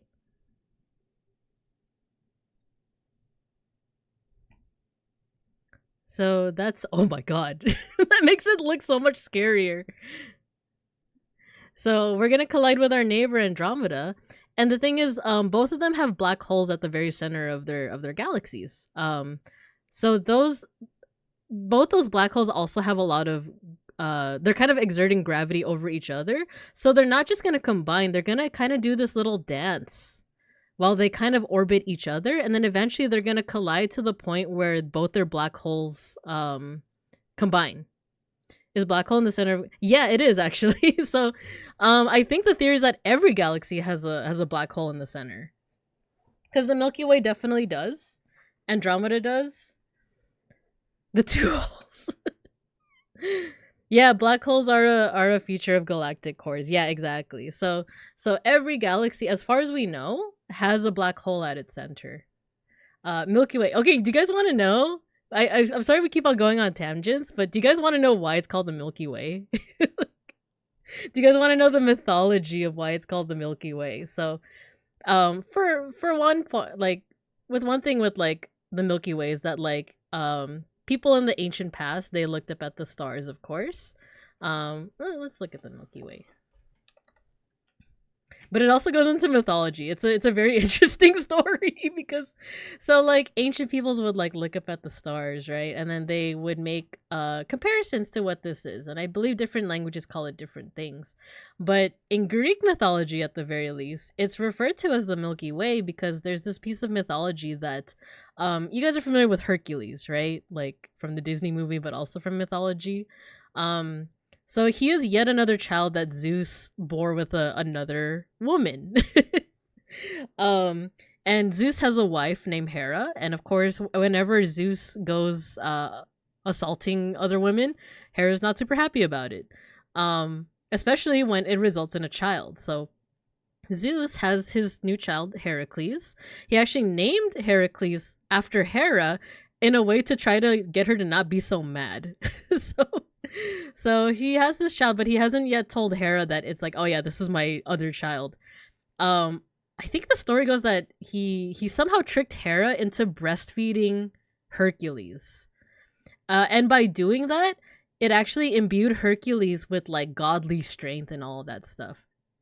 So I don't remember like what the exact story is, but Zeus tricks Hera into breastfeeding this child that is not hers. But eventually she realizes that like, oh wait, this is some other kid. What the hell?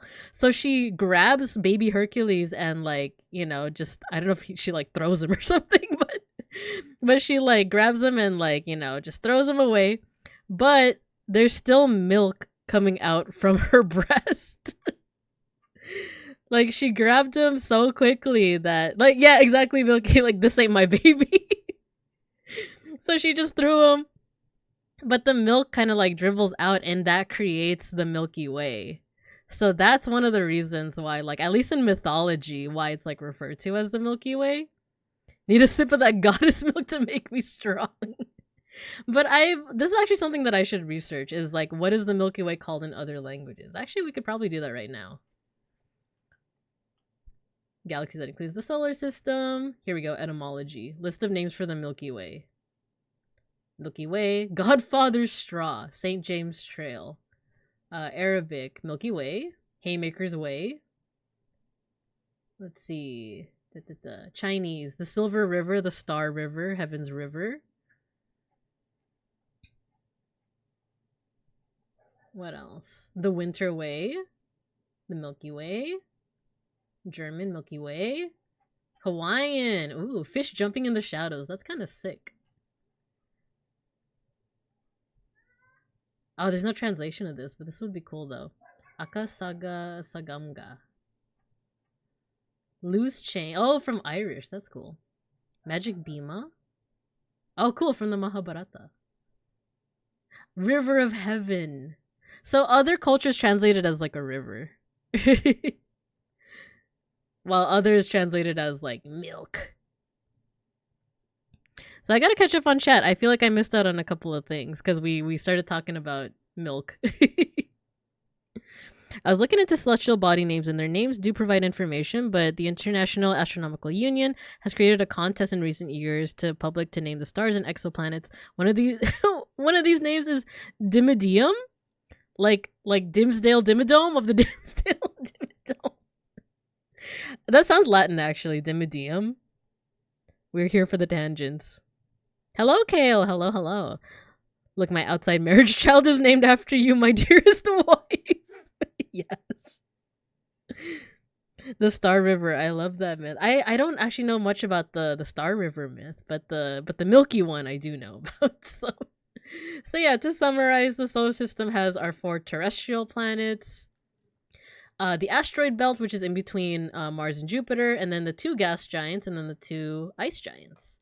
And then there's also a whole bunch of things after Neptune, including Pluto, Charon, Eris, Makemake, and Haumea. Ceres is actually in the asteroid belt. Over 750 moons. Doug Dimmadome, owner of the Dimsdale Dimmadome. The Kuiper belt and the Oort cloud. So that's our solar system. That's the one section. We only spent an hour 45 minutes on it. The next section is about stars. Do you guys like stars? You guys like stars? So I apologize. There's not a lot of like visuals for this one, but when I was like doing research on it, that solar system sounds cringe. Not gonna lie. Did you guys know that like you could give Earth like kind of a funny like scientific name? If we were aliens, or if aliens were to like visit our system, technically you could call our planet Sol. Wait, 1, 2, 3. Sol 3. I forgot the order of the planets for like a split second.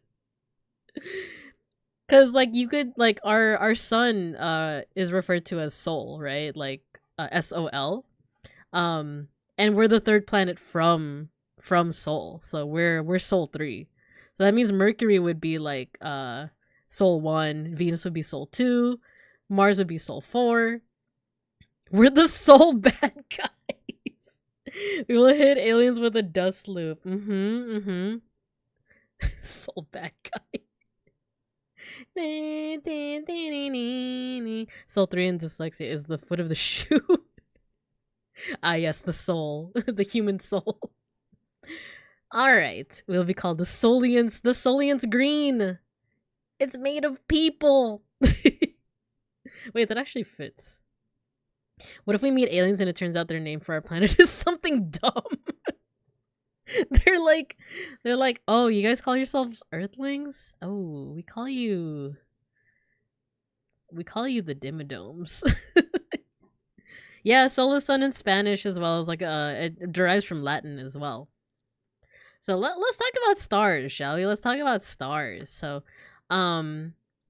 stars, like when you look at them, it depends on where you live, right? You could be Terra. Oh yeah, Terra is another alternate too. Like you could also call our planet Terra. Imagine they call us the goddess from their own myths. Ah, Gweeplop 4. What if alien Earth is a bad word? I mean, then them's the jokes. So let's actually look at some cool astrophotography as we talk about stars. Astrophotography.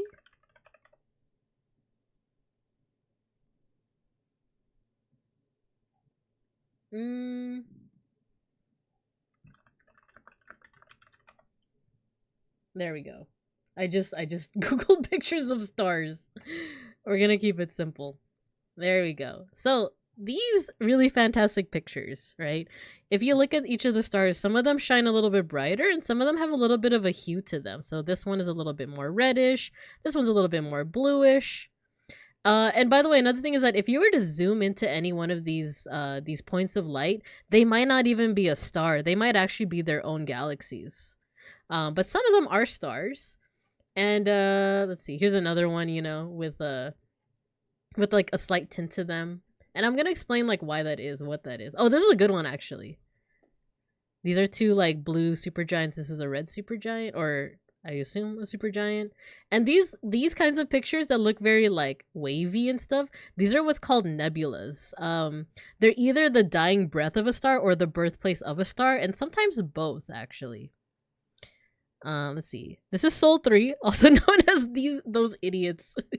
You know what's wild? Something that I never really like internalized until I saw it on like a YouTube short, is that because of the way that light works. Okay, we're gonna get into some very complex like astronomy stuff here. Because of the way that light works, we're actually looking into the past when we look at like into space, because light has a speed limit to it, or not a speed limit, it does travel at like a set speed. So when you look at something that is, let's say, like 1 light year away, that's another thing. A light year isn't a span of time, it's a span of distance.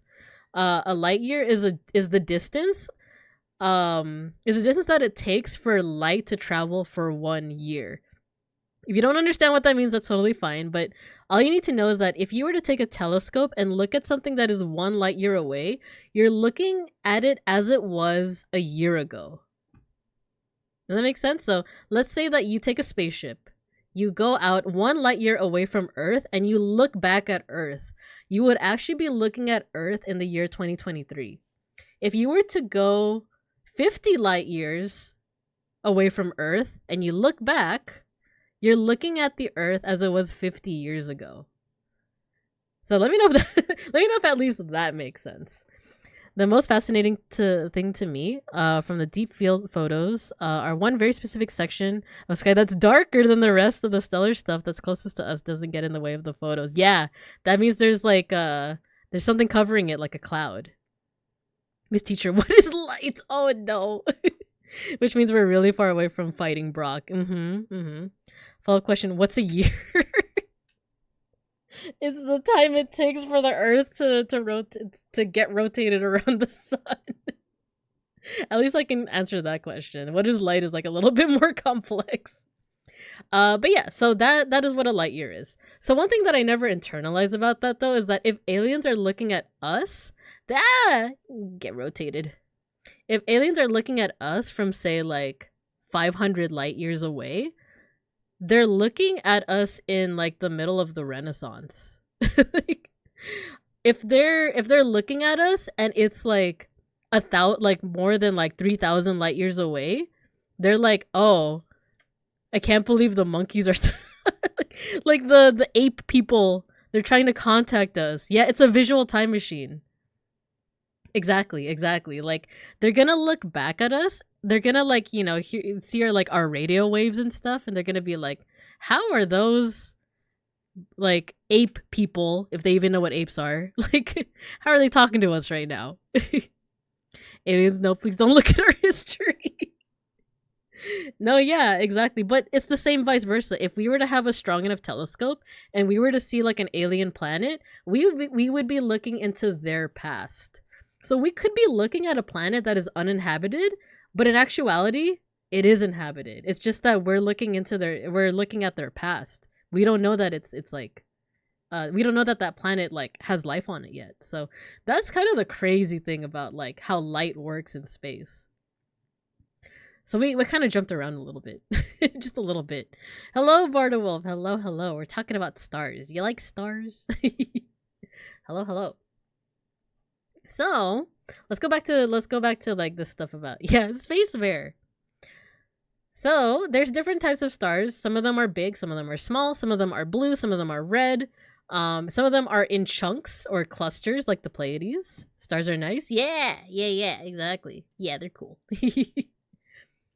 And there's actually a reason for this. So we're actually gonna look at something called an a Hertzsprung-Russell diagram. This gets like super scientific, so I'm not gonna try and explain all of it, but basically like you know how I was talking earlier about like mass, right? Like when something has more mass, it doesn't necessarily mean it's bigger. It just means that it has more stuff in it. And what that stuff is usually like what makes up the stars. So stars are made up of gas. Let's start with that. Stars are made up of gas. When you condense that gas, and you can condense enough of it, it makes a star. And some of them, if they have a lot of mass, then they start to burn a certain color. If they have a lot of mass, if they have a lot of stuff inside them, gravity is squeezing it, and it's making it burn so much brighter, and it starts to burn blue. Because if you didn't know this, blue is actually hotter than red. If you ever like have played with like don't play with a torch, but like if you've ever seen those like burners that like they burn really hot, like to make jewelry or to make glass or anything, they don't burn red. The flame is actually blue because a blue flame is hotter than a red flame. So when you see a blue star, no, don't play with fire. No, that wasn't me. I didn't say it. You know, the firearms in FF12 are named after stars. Ooh, very cool. But torches are fun. No, don't play with fire, please, dude. It's not the classroom. No, we already have the water problem. We don't need a fire problem. So yeah, where was I going with this? I feel like I'm getting a little jumbled up. So blue stars are hotter. Cooler stars are red and orange. Our star is actually more on like the red and orange side because there's just not as much stuff. It's not as massive. So there's also no green stars, technically. Actually, there are. So I actually had to look up what this was. So like, oh no! Oh, it didn't work. Uh-oh. Sorry. Give me a second. There you go. Can we play with fire now? No. No playing with fire. Okay, so yeah, cooler stars are red and orange, hotter ones are blue. There's no green ones technically because the way that just our eyes see green light, it actually comes out as more of like a white. So there are green. Actually, our own sun is technically like, it gives off green light. But our eyes see it as white or even yellow. What about hollow stars? No. But fire is pretty. I do love me some hollow stars, but. So yeah, I think that's the basics though. Like you just gotta know that like red and orange, these are cooler because they don't have as much stuff in them. They don't have as much mass. And then the more mass that you have, the brighter it's gonna burn and the more blue it's gonna get. However, there's some consequences here because eventually what is born must die as well. Stars will eventually die out. And what happens kind of depends on how much mass it has. So if it has, you know what, before we jump into like how a star dies, let's look at some of these stars. So, I pronounce this Betelgeuse, but apparently it's actually pronounced Beetlejuice. There's one hollow star. Are you talking about this one? Betel? Like, because I've heard people say like two things. Like mostly what I've heard is that it is pronounced Beetlejuice. I said it twice. But like I've also heard that it's supposed to be Betelgeuse. Gaps Betel. There's some Michael Keaton. That star now got it. Yeah, he's getting a docky. I know. So Betelgeuse actually doesn't have a lot of mass, but it's also very big. So how is that possible? It's basically like it's expanded, but it doesn't have as much stuff on the inside. Or at least I think that's how it works. I forgot how it works. But Betelgeuse is a pretty cool star because you can see it with the naked eye. So let me see if I can get a diagram for you.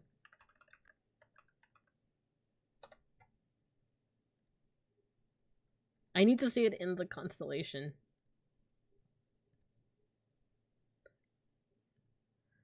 Hello, River. Hello. Welcome. We're talking about space. Thank you for the raid. Hello, everyone. Hello, I'm BINKA Bear, your local sun bear and art history teacher, currently teaching astronomy. Oh no, everyone got exploded. Hello, thank you for the raid. Oh, you're playing Chef RPG. Ooh, that sounds pretty cool. Let me know how that actually sounds kind of up my alley. Let me know how that went. That sounds pretty exciting. A Chef RPG. Do you fight with like ingredients or do you use ingredients? It's super fun. Nice. Yeah, hello everyone. Hello, welcome. Thanks for joining us. We're doing an educational stream about astronomy this time. Hello, Lucky Fool. Hello, River. Welcome. Yeah, if you guys got a raid and run, no worries. But if you also want to stay to like chat a little bit about stars, we're gonna talk about stars right now. Hunting for ingredients. That sounds so cool. The one place that hasn't been corrupted by capitalism. Space. Exactly. But thanks again for the raid, River. Thank you. So yeah, what was I talking about? Oh yeah, Betelgeuse. I need to see it. There we go. So Betelgeuse is in the constellation of Orion. It's probably one of the more like recognizable constellations. I think it really depends on like what season it is wherever you live. But this is super recognizable just because of the 3 stars of Orion's belt. But on either side are 2 very big and very like bright stars. Chef RPG looks sick. Yeah, right? Michael Keaton usually busy when I try to summon him. There's a monster in Monster Hunter called Basilgaze. Ooh, pretty cool. It's really cool. Nice. So there's Betelgeuse over here, and then there's also Rigel. And then there's also Bellatrix, which if you were a Harry Potter fan, that's where that name comes from. Same with Sirius. It's also really easy to see in the night sky. I'm trying to remember. Okay, what is the red eye of Taurus star?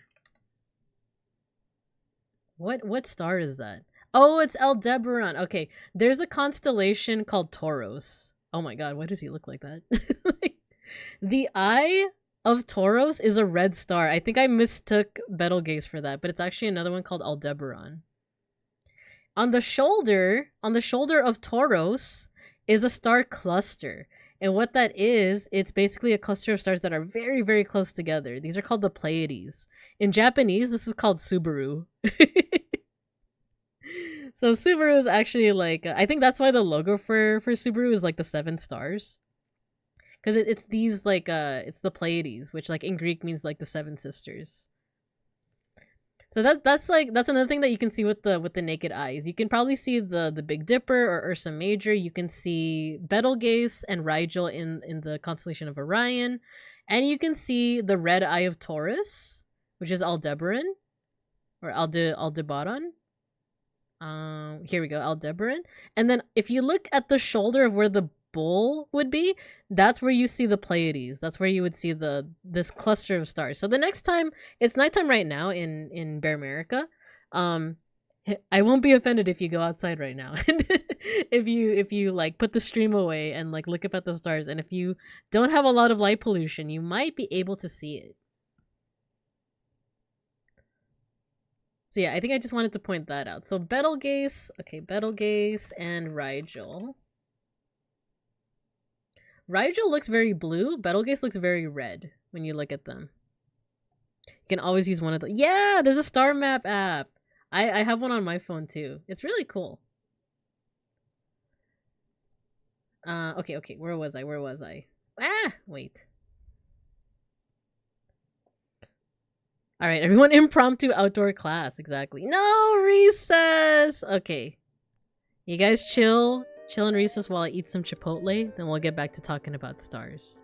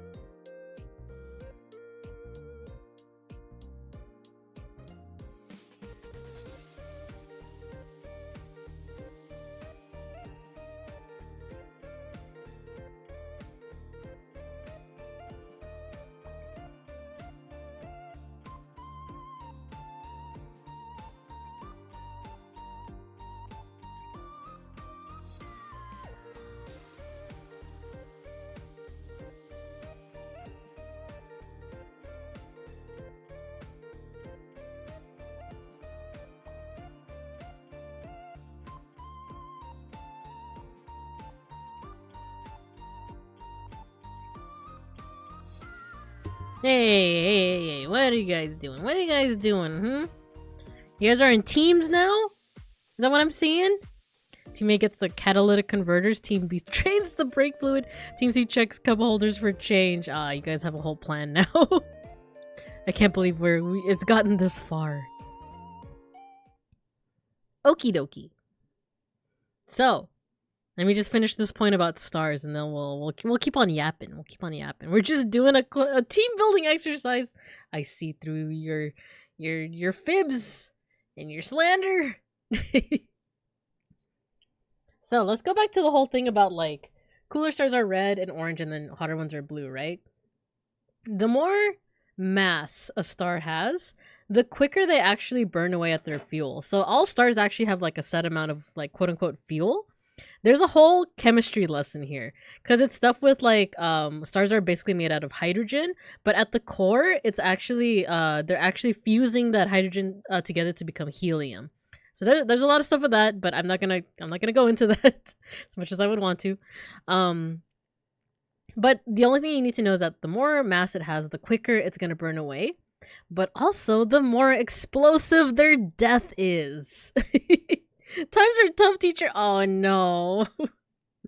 Teacher Bayshark stole my catalytic converter that I took. Aw, you guys have to share, first of all. You guys have to share. Ugh, I'm in shambles. How do I get through to these cubs? Of the floaty animation on you. Aw. Thanks. The little, like, you know, space jumps. Sorry, I thought it was a switcher. You can have it back. Okay, I want to talk about explosive star death. You guys are talking about catalytic converters. It's just not the same. It's just not the same. Attack everyone. No. Oh no. But yes, so eventually stars do die. And how they die depends on how much mass they have. If it's anything like the sun or anything like Betelgeuse or Antares or Arcturus, these ones, they actually have a relatively quiet death. So what happens is they burn away all their fuel, and they go through a series of expansion and then shrinking and then expansion and then shrinking. It's because a lot of their mass is essentially like just being shaved away. It kind of like floats away, kind of like leaves in the wind. So once all of that fuel is burned away, all that's left of a star is its core. Its naked little core. So that core though is like super dense. Not dense enough to be a black hole, but it's super dense, so that like if you were to like, you know, have a spoon that can handle, you know, a star temperature, and you were to scoop out a little bit of white dwarf star, that little scoop would probably weigh as much as like an elephant. Didn't even get a chance to be baked. Oh no. Teacher, can we fix the pipes? We've already lost 5 batters to the pipe gators. What do you mean there's pipe gators? We have new class pets. Those aren't gators. That's Slimy and Jimothy and Rutherford. And maybe even Donatello and Michelangelo. But yeah, so these stars over here, the ones that are like red, orange, yellow, they're gonna die a very quiet death, but a very beautiful one, because the thing with white dwarfs is that they also affect the area around them to create what's called planetary nebulas. So let's see if I can get like a picture of a planetary nebula. They basically make the space around them glow. And these are kind of like the... Oh wait, planetary nebula. What am I typing? Look. These are the remnants of like a dying star, basically. Oh, this one's kind of freaky looking. It's an eye. A Nikki's core, that would be a space donkey. But yeah, basically like these white dwarfs, even though they're kind of like the remnants of a dead star, they make the space and the stuff around them more colorful. And that's how you end up with these nebulas. Like all of these are dying stars. It's very pretty, actually. Kind of poetic in a way. Now, as opposed to that nice and quiet, beautiful death, the ones with more mass, the ones that glow like a hot white or a blue, they get a little bit more of an explosive death. So this is what's called a supernova. So they're a lot more bombastic than the planetary nebula that we saw. Death is beautiful type feeling. Yeah, exactly. Now, as opposed to that, we have supernovas, which are explosions of these stars. Like, basically, these stars collapse in on themselves, just like us during raids. So yeah, I know you guys get exploded every time there's a raid. I'm sorry. So the star collapses in on itself, but that in turn like jettisons all of this star stuff out into space.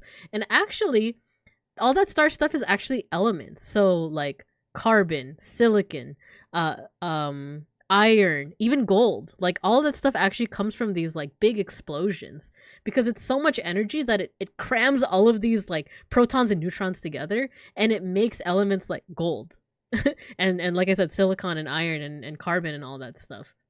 And that's what ends up in planets. And those are the things that essentially make up us. So like the iron in our blood, the phosphorus in our in our body, the carbon in our cells, that is all from the stars. That's all from these supernovas, which is also pretty poetic, right? Exactly, Milky. We're made out of stars. We are quite literally made of star stuff. So that comes from these supernovas. Now, if a star is super, super, super massive, like it just has a lot of stuff in it and it collapses in on itself, sometimes the gravity is so strong that it becomes something called a neutron star. Basically, it's this like super, super like luminous star that like jets out all of this like energy and light and like heat, I guess, like into different directions. And if a star is even more massive, it has even more stuff and it collapses in on itself like so much that not even light can escape, that's how you get a black hole. So black holes are actually also like the remnants of these dead stars. It's just that these stars were so massive, they're just so full of stuff. It's so mind-bogglingly like heavy and dense that it collapses in on itself and it creates a black hole, which like this is actually a really cool like model of like a black hole. It has like almost like a disc around it. And what a black hole is essentially like, I want you to imagine like, okay, I want you to imagine like how much stuff, and when I say stuff, I want you to think of like concrete, iron, glass. How much of that stuff is in the city of New York? So I want you to imagine that all of that stuff, all that physical stuff, and then I want you to imagine like some kind of like godly hand just squishing everything in New York. I just picked New York because I just think of it as like like a big metropolitan city, or I guess you could use LA too. I want you to imagine like a super godly hand just like squishing everything in that city into a ball that would fit in the palm of your hand. Now I want you to imagine how heavy would that be if all of that stuff was compressed, right? Like if you think about what is it, like tinfoil, and you like squeeze it, the tinfoil is still there, but now you've made this really dense ball. Now instead of tinfoil, I want you to imagine like the city of New York, but like it's like squeezed into something the size of the palm of your hand. That's super dense. That's essentially what a black hole is. A black hole is basically like an entire star, but it's squeezed into the space of like a house, essentially. You're getting sleepy? You gotta head out? Yeah, no worries, Matthew. No worries. Thanks for joining in. And then River, thank you so much for the lurk. Happy dinner. Gotta whip up some... Yeah, have some good dinner. Fun fact, if you actually went to space, you wouldn't be able to see all those colors because that's the color... Exactly, beeplebees. Yeah. So a lot of these pretty colors that we see is actually color coding on the photography itself. So you actually wouldn't see those colors. So that's a good point. That's right. The bibinkos will evolve to be semi-aquatic. It's true. So yeah. Good night, Matthew. Good night. I got work in 5 hours. Good luck. We love a sleepy king. Exactly. So yeah, like if it's a star like this, it's gonna have a very quiet but beautiful death with maybe a planetary nebula. If it's on this side of the diagram, though, it's gonna explode into like a huge supernova. Maybe become a neutron star, maybe become a black hole. I got kind of sad when I found out the deep space photos are colored by artists, but I'm sure it's still very beautiful. I think so too. I think so too, you know? The information that space didn't have those pretty colorful areas destroyed me. I know, but it's still nice to look at into space as well. If you guys have ever caught like a meteor shower, that's like super beautiful to witness. I caught it once, but not caught it, but like my friends and I, we went out to like the wilderness essentially to see the Perseid meteor shower, which happens every year. So you can catch a meteor shower if you know like when it is. The only thing is, the area we went to, I don't know what was there, but it activated my allergies. So we were like just sitting on the ground, looking up at the sky, but I was like suffering. I had like watery eyes, and I had like sipon, like snot like coming out of my nose and stuff. And everyone was like, "Wow, it's so beautiful," and I'm like, "Yeah, it's so beautiful." Wait, I was like this. It's so, oh, it's so beautiful. Here we go. Oh no, why is my default? No, what happened to my expressions? What happened? Allergies are the worst. Yeah. Let's see. Do you have a favorite constellation? That's a good question. Why isn't my face going back to normal? Wait, give me a second. There we go. I just had to go back to PNGTuber Plus. Favorite constellation. I'm a little biased because I'm a Sagittarius, so you could say Sagittarius because it's shaped like a teapot. Ursa Major is also a good one because it has a bear, but I think I'm gonna go basic and say Orion, because Orion is, for one, like one of the, like, you could see it very easily depending on like the season, especially the belt. But another cool thing about Orion is that with the naked eye, like, you don't need a telescope, you can actually see a nebula. Look, I'll show you guys. Orion Nebula. Hello, Gojikins. Welcome, welcome. It kind of looks like this. As we were talking about in chat, these colors are unfortunately like fake. You actually wouldn't see that. But if you see the Orion's belt. Alright, if you guys were to go out tonight and you see Orion's belt, like these three stars all in a line, it looks like this. This is gonna sound weird. I need you guys to look at the crotch. I need you to look at Orion's crotch. Okay? Because if you let your eyes adjust to the darkness, like, you have to wait a while. You have to wait, like, I want to say like 20-30 minutes. And this is even if you have a lot of what is it, light pollution? Ayo. Yeah, no, I mean it. If you look just directly below Orion's belt and you let your eyes adjust, you can actually see the nebula. And the thing with the nebula is that it doesn't have these beautiful colors, but it almost looks like a little cloud. It looks like a little cloud, like in space. Within Orion, the Orion Nebula as well, is something called the Horsehead Nebula. It kind of looks like a horse head. So that is actually something that you can see with the naked eye, but you have to let your eyes adjust for like a while. Yeah, you have to look at Orion's starry junk. The galaxy is on Orion's crotch. It is.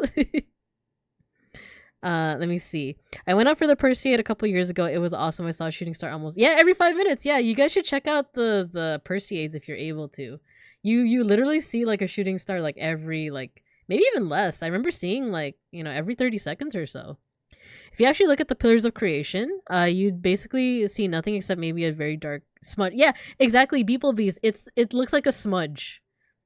In order to see a nebula, it actually looks like a smudge in the sky. Allergies are the worst. If you keep making all those weird faces, your face will stick like that. That's exactly what happened too. Show the pillars of creation. Yeah, the pillars of creation are really nice too. These ones. Eagle Nebula. So then what? It would kind of look like a smudge without color. These ones still kind of have like the color added, but it's It looks really cool. It just looks really cool to know that you're looking at like a nebula in the distance. Whoever named that nebula has never seen a horse. It looks like okay, the Horsehead Nebula. It looks more like a chess piece, doesn't it?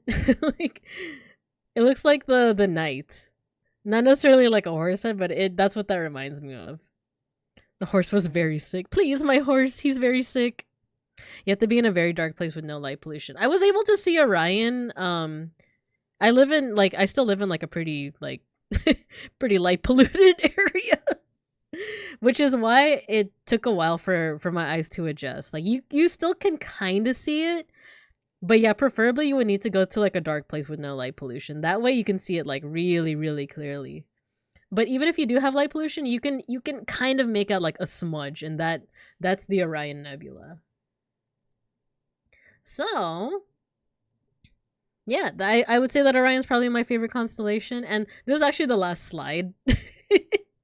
Because I just ran out of time. I had a busy day today, so I couldn't finish the presentation, but given the fact that I yapped a lot like on each and every slide and my voice is already starting to kind of go, I think this was the schmoove. I could even do like a part 2 if you guys want, but I still have enough energy to keep on talking for, like at least another 45 minutes. So we could just go on to whichever topic you guys want to talk about at this point. So there's a couple of things you guys can choose from. So we talked a little bit about galaxies. There's constellations. We talked about that.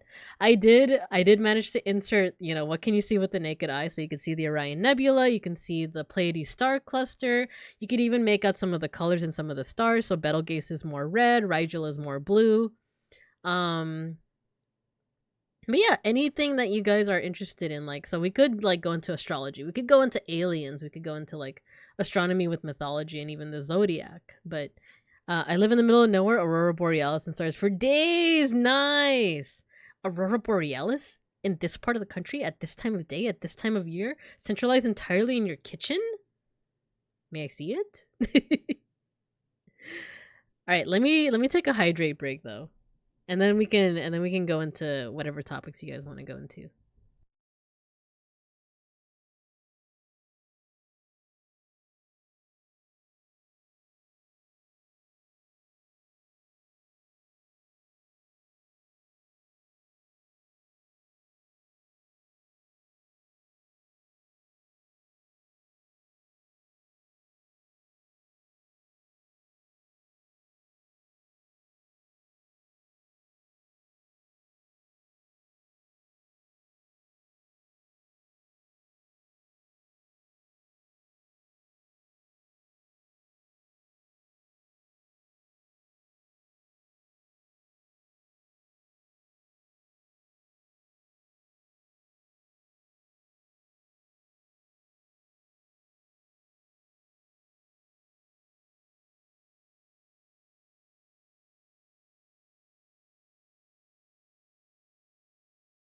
Oh, you know what I realized? We still have Universe Sandbox running in the background.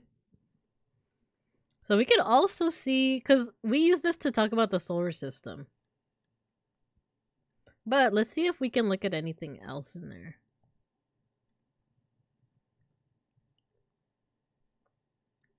Pool balls? Huh? Oh, Pluto and moons. Let's take a look. Is Newman? Wait. Let's do this. Real time. So yeah, here's Pluto. Here's its main moon, Charon, but I think they recently actually discovered that Pluto has a couple more moons. Hydra and Nix. Oh yeah, and if you want to know a little bit about the naming with Pluto, Pluto is the Roman name of Hades, the god of death. And then Charon, or Charon, or Charon, or whatever, is the ferryman, is the person who like sails the souls of the dead to Hades. So I think it's very apt. But I think I was talking a little bit before about how like technically these two are almost like a binary system, which basically means that they, instead of Charon, the moon orbiting Pluto, they actually orbit something in between. Save a penny for that moon. Not Karen. So let me see if let's see if we can. An hour. There we go. Oh, this one doesn't make it super obvious, but they do kind of like orbit each other. They're star-crossed lovers. Okay, so here's one thing that I did want to get into is the whole thing with like astrology, right? Because you know, astrology is very divisive because it's basically a pseudoscience. Like there's no like scientific like grounding in it, but I just think it's neat. But here's what kind of like amazed me about astrology. So when people say stuff, I don't know, have you guys ever heard the term of like, oh, I'm I'm Sagittarius sun and Gemini rising and a Libra moon. Like, what does that mean, right? Basically, it means let me see if I can finagle this a certain way. You have loved 10 times? Play. Oh wait, this goes to 2008. Okay, never mind. I was gonna give me a second. You were talking to a witch or vegan. Can I get Ouija board if I am witch or vegan? Let's just do solar system, open simulation. Now, let's say that you were born on June. Like, it actually took me a minute. I was like, which one's 6? Like, June 4th, 2008. Let's say that this is your birthday. You were born right at midnight. This is what the solar system looked like at that moment. Yeah, astrology is fun to read. I think it's very fun to read and dabble in. But like I said, it's like as long as you don't base your entire life off of it, right? Which like I think a lot of people do. Sometimes just for jokes, sometimes for giggles, right? But I think it's fun for like introspection, you know. Luigi board, quiche board, Luigi board. So what people say when like what the astrology fans say, mean when they say that you're like a Sagittarius, like Sagittarius, I'll just use my own. So I'm a Sagittarius sun, Gemini rising, and I think I'm a Libra moon. What that means is basically like where were the constellations when you were born. Oh, this one, I don't know if this has the constellations on it. No. Okay, let's see if we can maybe Google it. Give me a second. Frozen stars, carpet and red.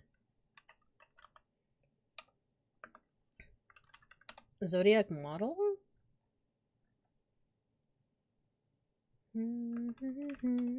As long as you don't take it too seriously, astrology can be super fun. Exactly. No, I need like a model of like does this have like a simulation with the zodiac in it?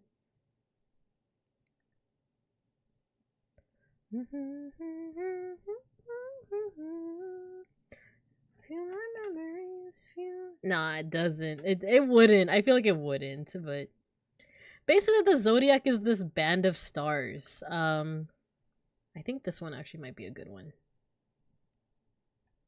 To hide the imposter in me. This is a good picture. So, from Earth. Ooh, who's Merrick Ishtar? Hello. Welcome. We're doing some edumacation today. We're learning about astronomy, but we did start talking a little bit about astrology. So that's what we're actually looking at the moment. So hello, Merrick Ishtar and your followers. My name is BINKA Bear. I'm your local sun bear and art history teacher, but today we're going over astronomy. So, yeah. How was your stream? Oh yeah, Matthew went to bed, so let me go ahead and give you a shout out. Star. We're talking a bit too. Cool.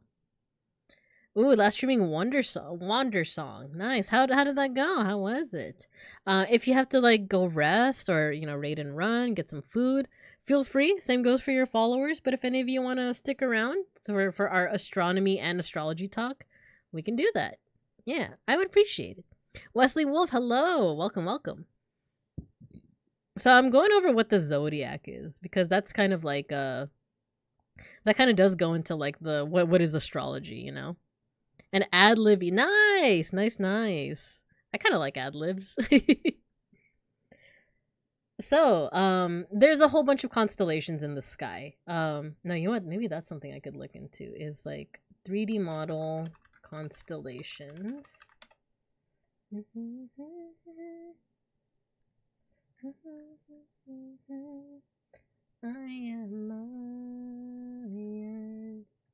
No, there was a program I was using. You know what? There's an app.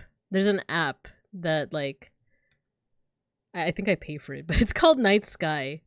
I'm a lurk. I'm gotta do some stuff for school. Yeah, no worries. Thanks again for the raid. I appreciate you. Star map. Day before you left me. I found it. Okay, it's Stellarium. Okay. No, you're not gonna find my location. Ah, so this is what the planets tonight. This is cool. Okay. Yeah, okay, look. So these are the perfect. Okay. These are the constellations in the night sky. It's going to ask for your location. I'm going to put this link in the chat. You guys can do this too as well.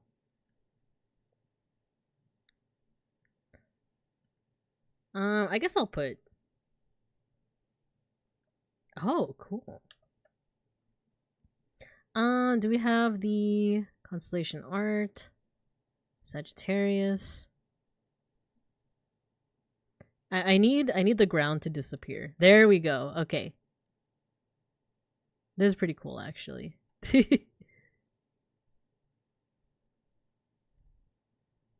Oh, that's cool too. Okay. This is really nice.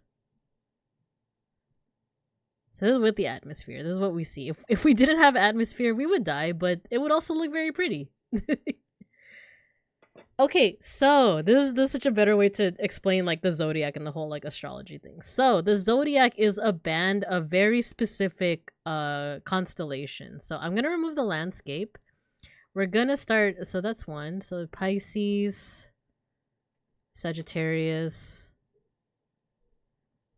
Virgo. I'm trying to find. So it's going this way. So here, Leo, Virgo, Libra, Scorpio, Sagittarius. So there's like a band, basically. There's a band of stars. And what's so special about these 12, as opposed to say like the constellation of like Hercules or Ursa Major, is that the sun goes through them.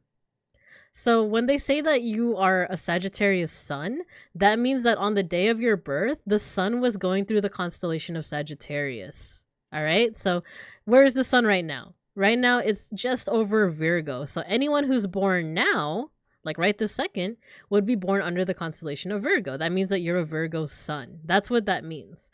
So it's the same thing when someone says that you're like a Libra moon, is like at that moment, the moon was over Libra. So right now, if someone were to be born like right now, right this second, they would be a Virgo sun, and they would be a Pisces moon. Or maybe Aquarius, I actually don't know. So that's basically what that means, is like that's the location of the planets on the day and the minute that you were born. And I think that's also why I think it's a very pretty thought, you know, like at this moment you know where the stars were, where the planets were at the moment of your birth, and I think that's so pretty. However, I think you might have heard about this too, is that like, have you guys seen those articles that like, oh, actually there's a 13th constellation, and actually everything has shifted over by one. So if you were born under Sagittarius, actually you weren't. You were actually born under Scorpio or something like that. What I'm hearing is that this is useful for InfoSec. I mean, potentially, yeah. So yeah, like I was born well, like, okay, so they say that like now there's a 13th one. It's this one. It's Ophiuchus. There's actually a visual novel where the zodiac were cute boys. Like, and you could date any one of these boys. And the one for Sagittarius had the ugliest haircut I think I've ever seen. So, but I remember there was one for Ophiuchus as well. He was like the secret 13th guy, right? So technically, when I was born, the sun was over Ophiuchus, and then I think I'm also a Libra moon, so the moon was over Libra. Rising is what is rising? I think rising is where the horizon was. I forgot what determines your rising sign, but that's essentially what that means. Like that's kind of the misread the one under Aquila for a sec. Which one's Aquila? The eagle. Scutum. I know what you misread it as. The astrology true ending. Exactly. Exactly. Let's see. Hollow star stuff. Aquila. There we go. Altair or Altair. Where is the summer? Here we go. Vega, Altair, and where's Deneb? I'm looking for Deneb. Here we go. Deneb. Vega, Deneb, and Altair. That is the summer triangle. Vesper, Des, Altair. They are the summer triangle. Vesper, my beloved. You can't just say that and not show us the astrology anime. Fine, I'll show you the astrology anime, boys. I think it was called Starry Sky. Don't Google it. That's just gonna show you a picture of a starry sky. So game.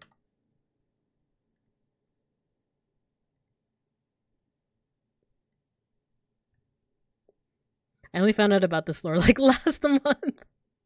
Oh, the summer triangle. Here you go. Starry Sky.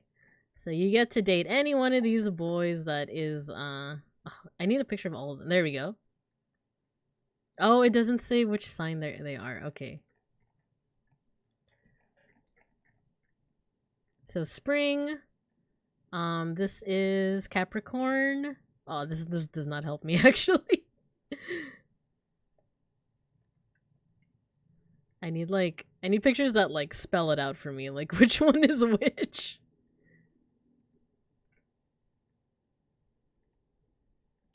No. How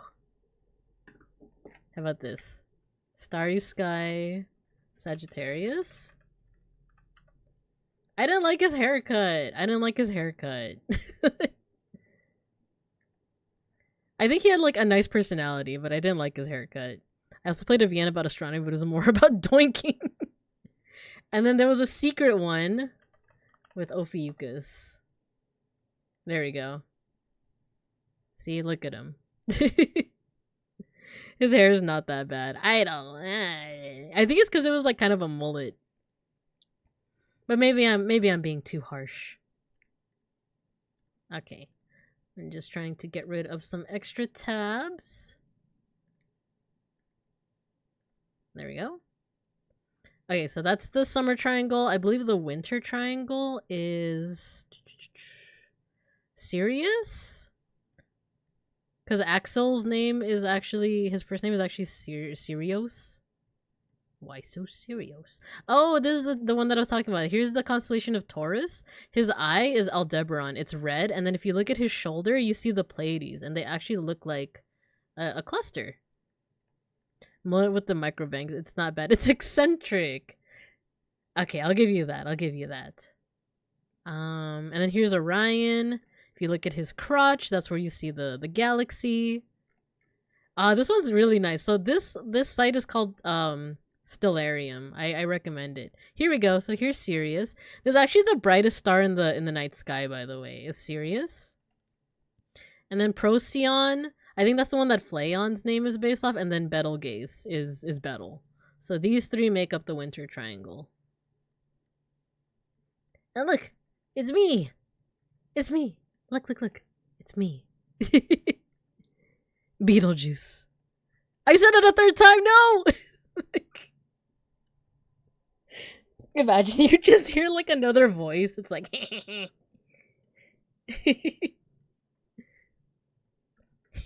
booties. But yeah, I like this a lot. I like this app a lot. Okay, we went over a little bit of astrology. Okay, I'll how about I yap a little bit about aliens, and then I think we'll call it after that. We'll call it. What's the name of that theorem? The theorem about the aliens. Okay, let's start with this. Yes, Owen, thank you. I somehow I knew. I knew that you would know it. The Fermi paradox. There we go. Okay, aliens. If you guys were there for the time that I talked about art history and lines, and yeah, thank you, Owen. I was talking about how like I don't like the whole like joke about like ancient aliens and how like our conspiracy theorists is back. No, no, no, no. We're finally getting the BINKA ancient aliens theory. No. So yeah, I dislike the whole ancient aliens thing because it takes a lot of credit away from indigenous and ancient peoples. Because in like based off a lot, I was gonna say my opinion, but it's not even an opinion. Like it's just like there's just a lot of evidence that like ancient peoples were able to do a lot of these things on their own. Like they're able to build the pyramids on their own. They're able to build the Moai statues and transport them across the island. They're able to make the Nazca lines on their own. That is 100% like I think those are that ancient peoples just had a lot of time on their hands and they had a lot of generational knowledge. That said, I still believe in aliens, but just not in the way of like aliens helped humanity like build things. Because for me, the big thing about like believing in aliens is the fact that the alternative is scarier. Is there life other than us in space?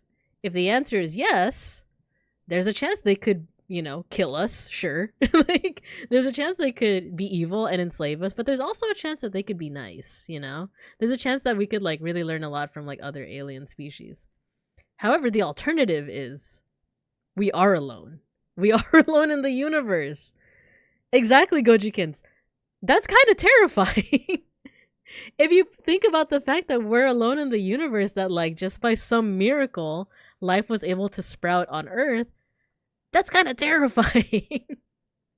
It's beautiful that like our life was able to spring up, but it's terrifying that like we might be alone. So however, the whole thing with the Fermi paradox, the thing that Owen was mentioning is that it's a paradox in that life itself, it actually doesn't take too much to form. Like you just need it to be like, in the case of us, we're carbon-based life forms. Like we just need water, you know, we just need water and food. We need an energy source, and that creates life.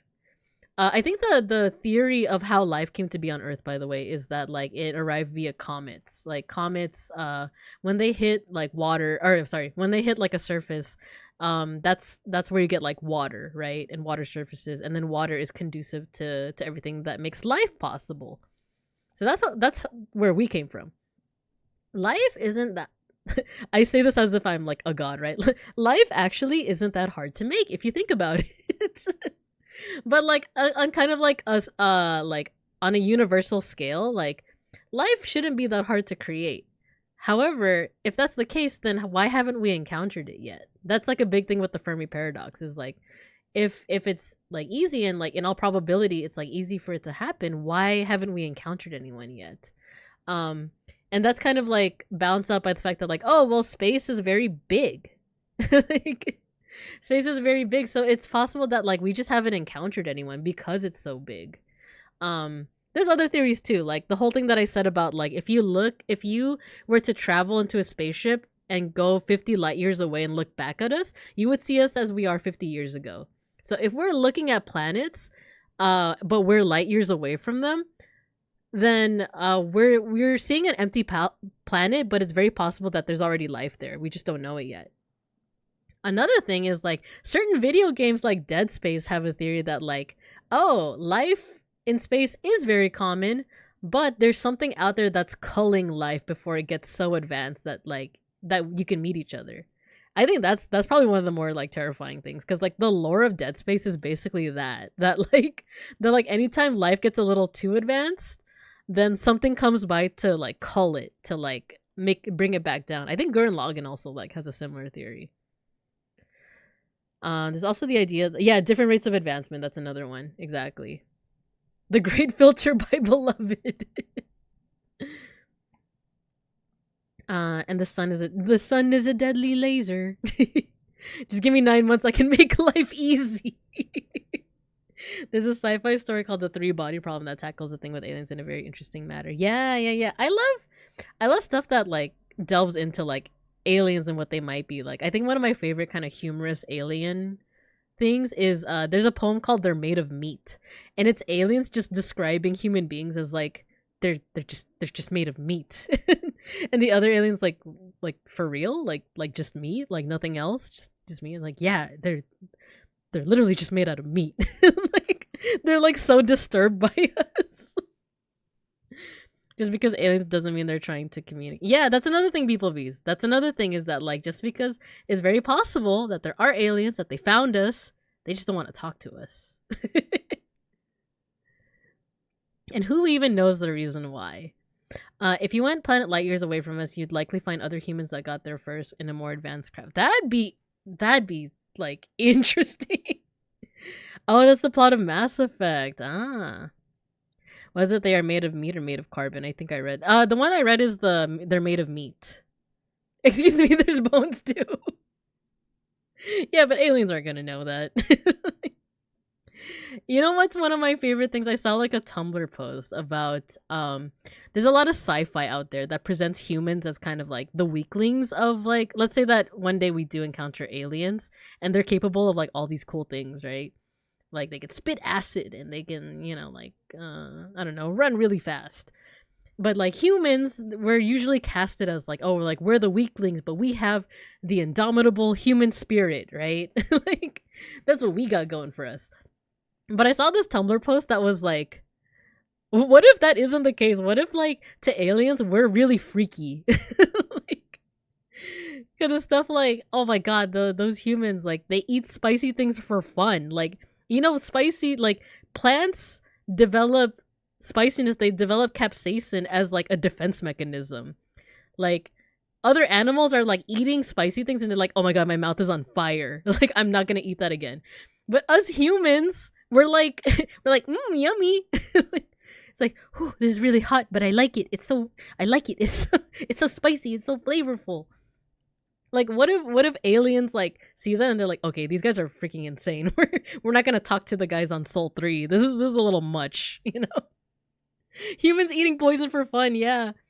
And there was I gotta find that Tumblr post again, but it was a really good one because it was talking about stuff like, oh yeah, humans also have like if you think about it, humans also have like interesting like healing factor. Like we heal from our wounds unless you like have hemophilia or something, right? So I think that was another thing. And then if you think about human evolution, humans evolved not just to have big brains, but we actually evolved to be endurance hunters. Like our whole strat when we were first like early Homo sapien was we would actually like, I want you to imagine like a deer.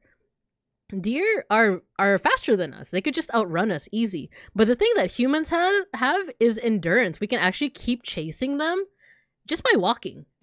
Just by walking. Like we could chase them for miles and miles. And then the deer already outran us, but it turns around and it sees the human. We're back. We're still there. So it runs away. It outruns us again, right? It takes a moment to rest. It looks back and yet again it sees the human. Like we're something out of a horror movie. Have you guys thought about that? That humans are kind of something out of a horror movie if you put it in that, you know, context.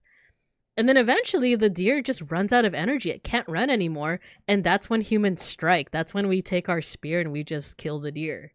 You know? What if that's like horrifying to aliens? What if the aliens are just like, oh god, the humans are still after me? Like, they're just not giving up. I'm scared.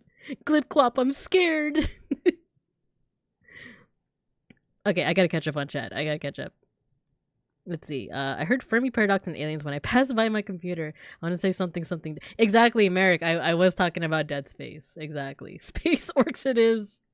Humans eating poison for fun. Reminds me of something I read where someone hypothesized that humans are notable in the Star Trek universe for being the only race capable of lateral thinking.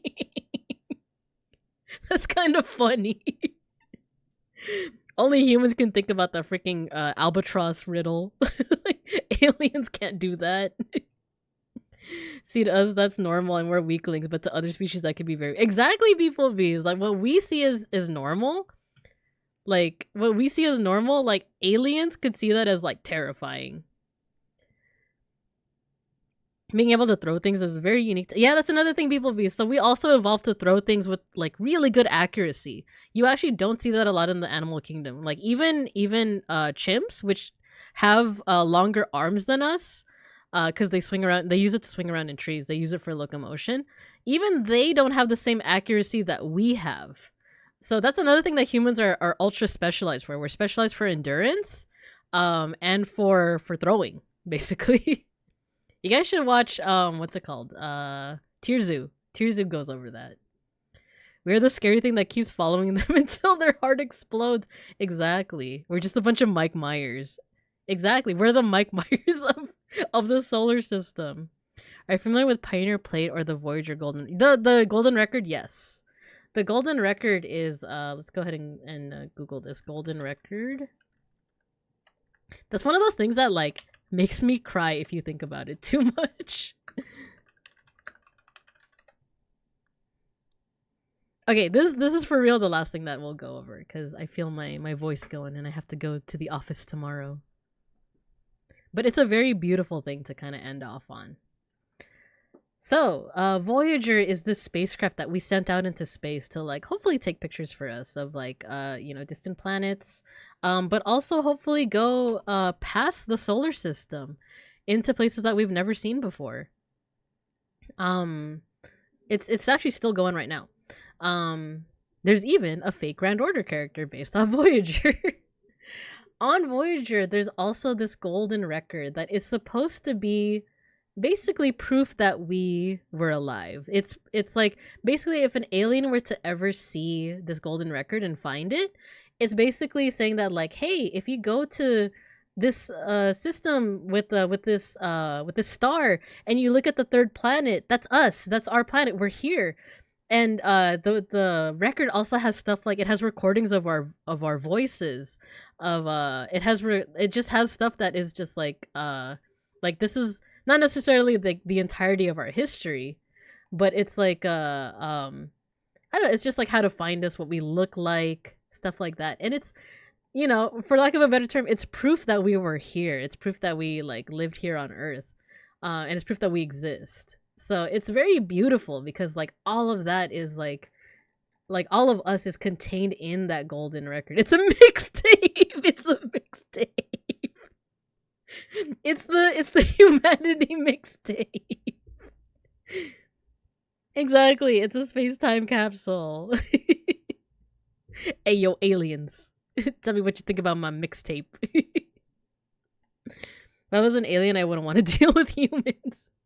Wasn't it like a perfect alignment of celestial bodies to slingshot? I think so. That one I actually don't know about. You have Voyager? Me too, Barda Wolf. I love it. I love it. Like a space-time capsule. Exactly. A well-in testament to humanity. Yes, yes, yes. Before I go AFK again, the gold disc will end up in the hands of the Cybertonians later in the timeline. I sure hope so. I hope it ends up in someone's, like, hands or tendrils or tentacles or, like, blobby, you know, whatever's. Like, I hope it ends up in the hands of, like, something that can, like, comprehend us and not just, like, burned in, like, a star. Like, you know, like, I hope someone does, like, see it. Something, you know? The Voyager disc. The Gold Disc Beast Wars. It will end up in someone's museum. That's what I mean, right? Like, I hope so. I hope it doesn't just drift off forever. Or end up, like, burned into, like, a supernova or something. I hope someone finds us, you know? Even if we're, like, long gone. Oh, this is making me, like, emotional. Like, it's making me emotional, like, you know? Even if we're long gone, I hope someone knows that we existed, you know? Someone sent Caramel Johnson to the aliens. They're like, never mind. Like, pull the plug. We gotta blow up that solar system. This was a mistake. Oh man. So yeah, that's the golden record. Okay, last thing for sure. Just because I made a lot of references to it. The pale blue dot. Because this goes along with the pale blue dot. So you know, the golden record is a testament to humanity. The pale blue dot is kind of similar in that it's actually a picture of Saturn.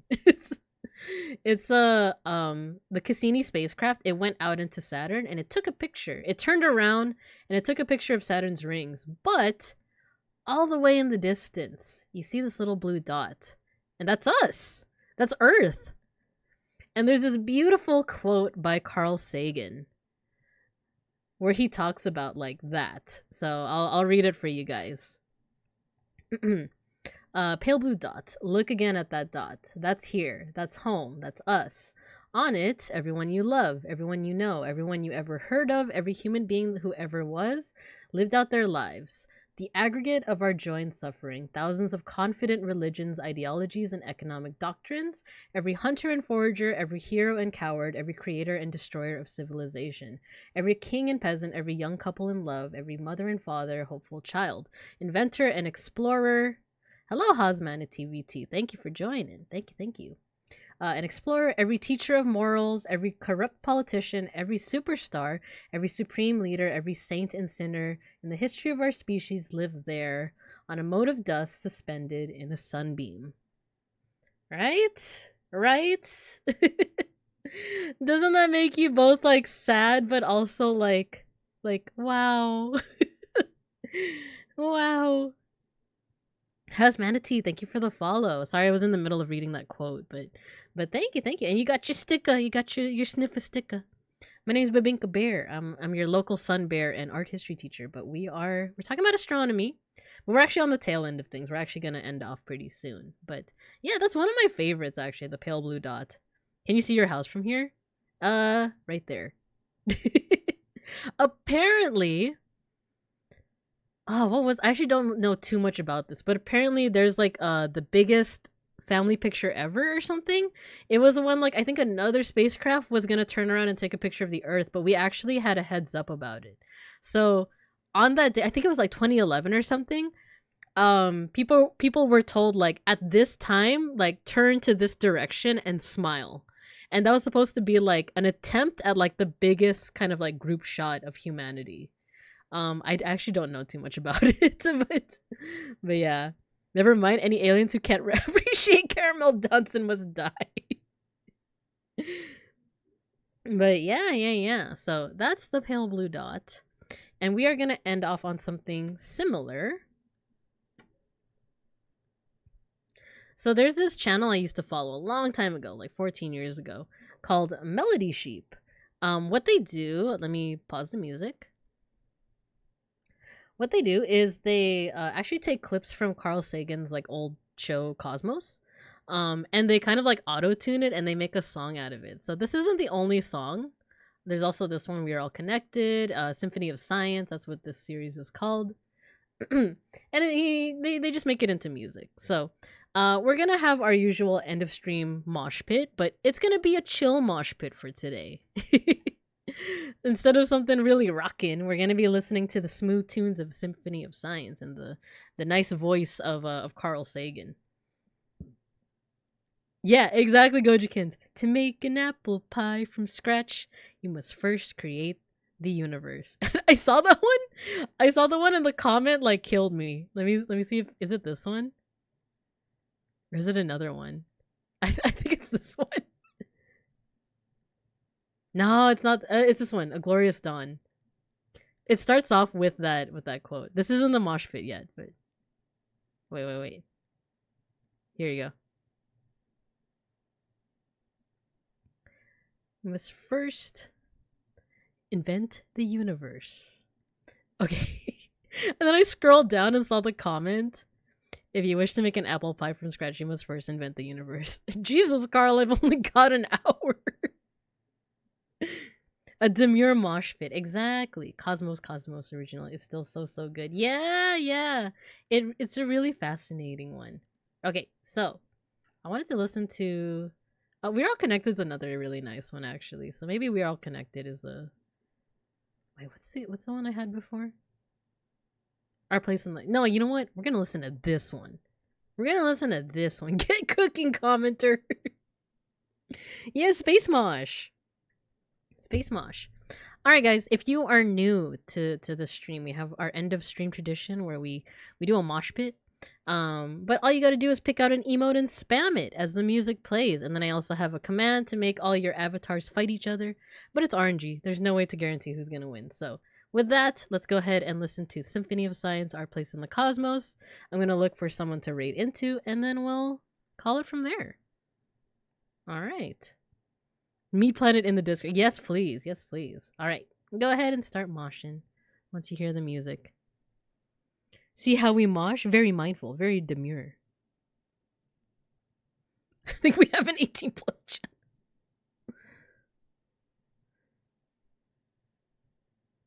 We are witness. Now fight.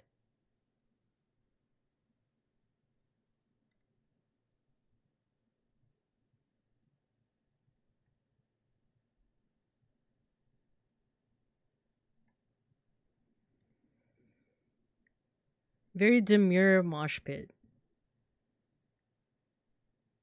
For a place in the cosmos.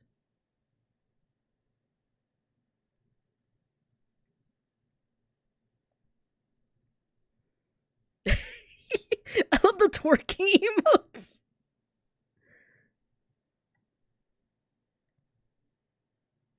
Finite and lonely. We're just so finite and lonely.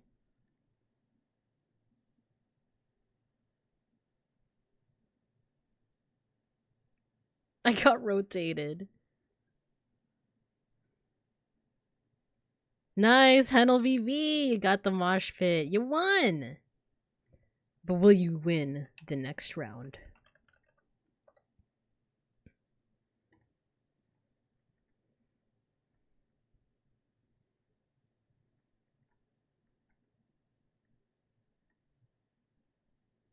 Evolutionary baggage.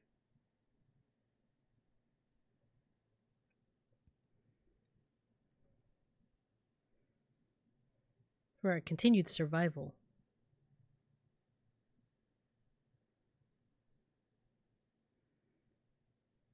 In the cosmic perspective of life.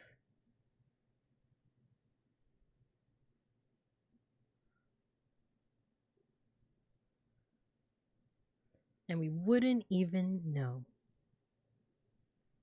Wesley Wolf, thank you for the follow. Unfortunately, it's the very tail end of the stream, but feel free to stick around and mosh with us.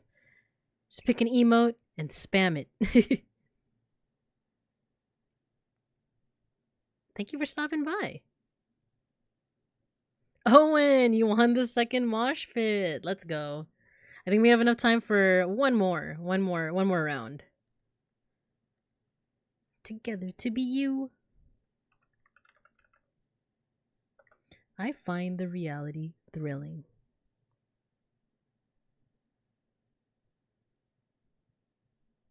No, not the ad break.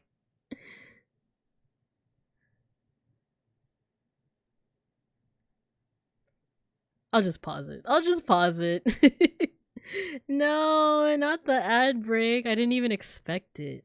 I even like planned out who was gonna. I paused for people in the ad break. There we go. Don't worry. We'll even have we're gonna have a round 4. Yo, Wesley Wolf! They might be stuck in an ad break, but they won the mosh pit. Round 3. Very nice. By the way, we're gonna be raiding into Lambda. To Lambda. Neanderdelta. Alright, so according to OBS, we are back. We're back, right? We're back. Well, guess what? Oh yeah, congrats, Wesley Wolf. You got the round 3 mosh pit. We're gonna have a round 4. There we go.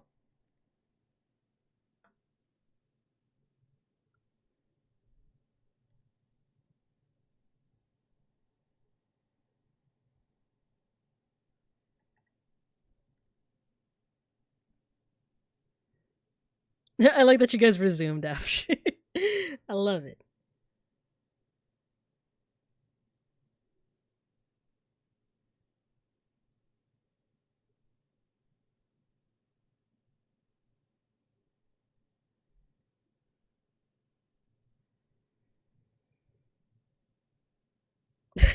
That emote. The chest hair one from Mowo. Yo, Milky! Milky won the mosh pit. Good job. Good job. Good job, everybody. You guys make this universe awesome. She won. She finally won. To the very brink of time and space. Can't believe this was 14 years ago. Rigged! It's not rigged! I swear! Okay, guys, last thing before we call it. Tune in on Thursday. On Thursday, 2 days from now. 2 days from now? Wait, no. Friday. I'm dumb. It's Friday. Right? Our collab is on Friday? I'm gonna be collabing with Milky, with 4 Milks. Wait, let me give her a shout out. May, hello. We're gonna end and we're gonna raid soon. There we go. I'm gonna be collabing with Milky on Friday evening, not 6:30, 6 o'clock, 6 p.m. PST. All right. If there's any newbies in here that want to know my there we go, social media and the Discord. Put the commands in there. That's where you can see my schedule. Me and Milky, we're gonna be collabing on Friday. We're gonna be talking about art. We're gonna be arting it up. All right. So yeah, go ahead and we're gonna go ahead and raid into Nyanda Delta. She's currently playing Fields of Mystria. So yeah, thanks everyone. Thanks. You guys made the stream really fun. I appreciate you guys. I'm late. Oh, it's okay. The VOD is still there. It's okay. All right, guys. Let's go ahead and start this raid. As always, guys, have a good morning, afternoon, or evening. And as always, I'll see you when I see you. Bye-bye. Oh, thank you, guys. Thank you. It makes my heart soar to know that you guys liked it.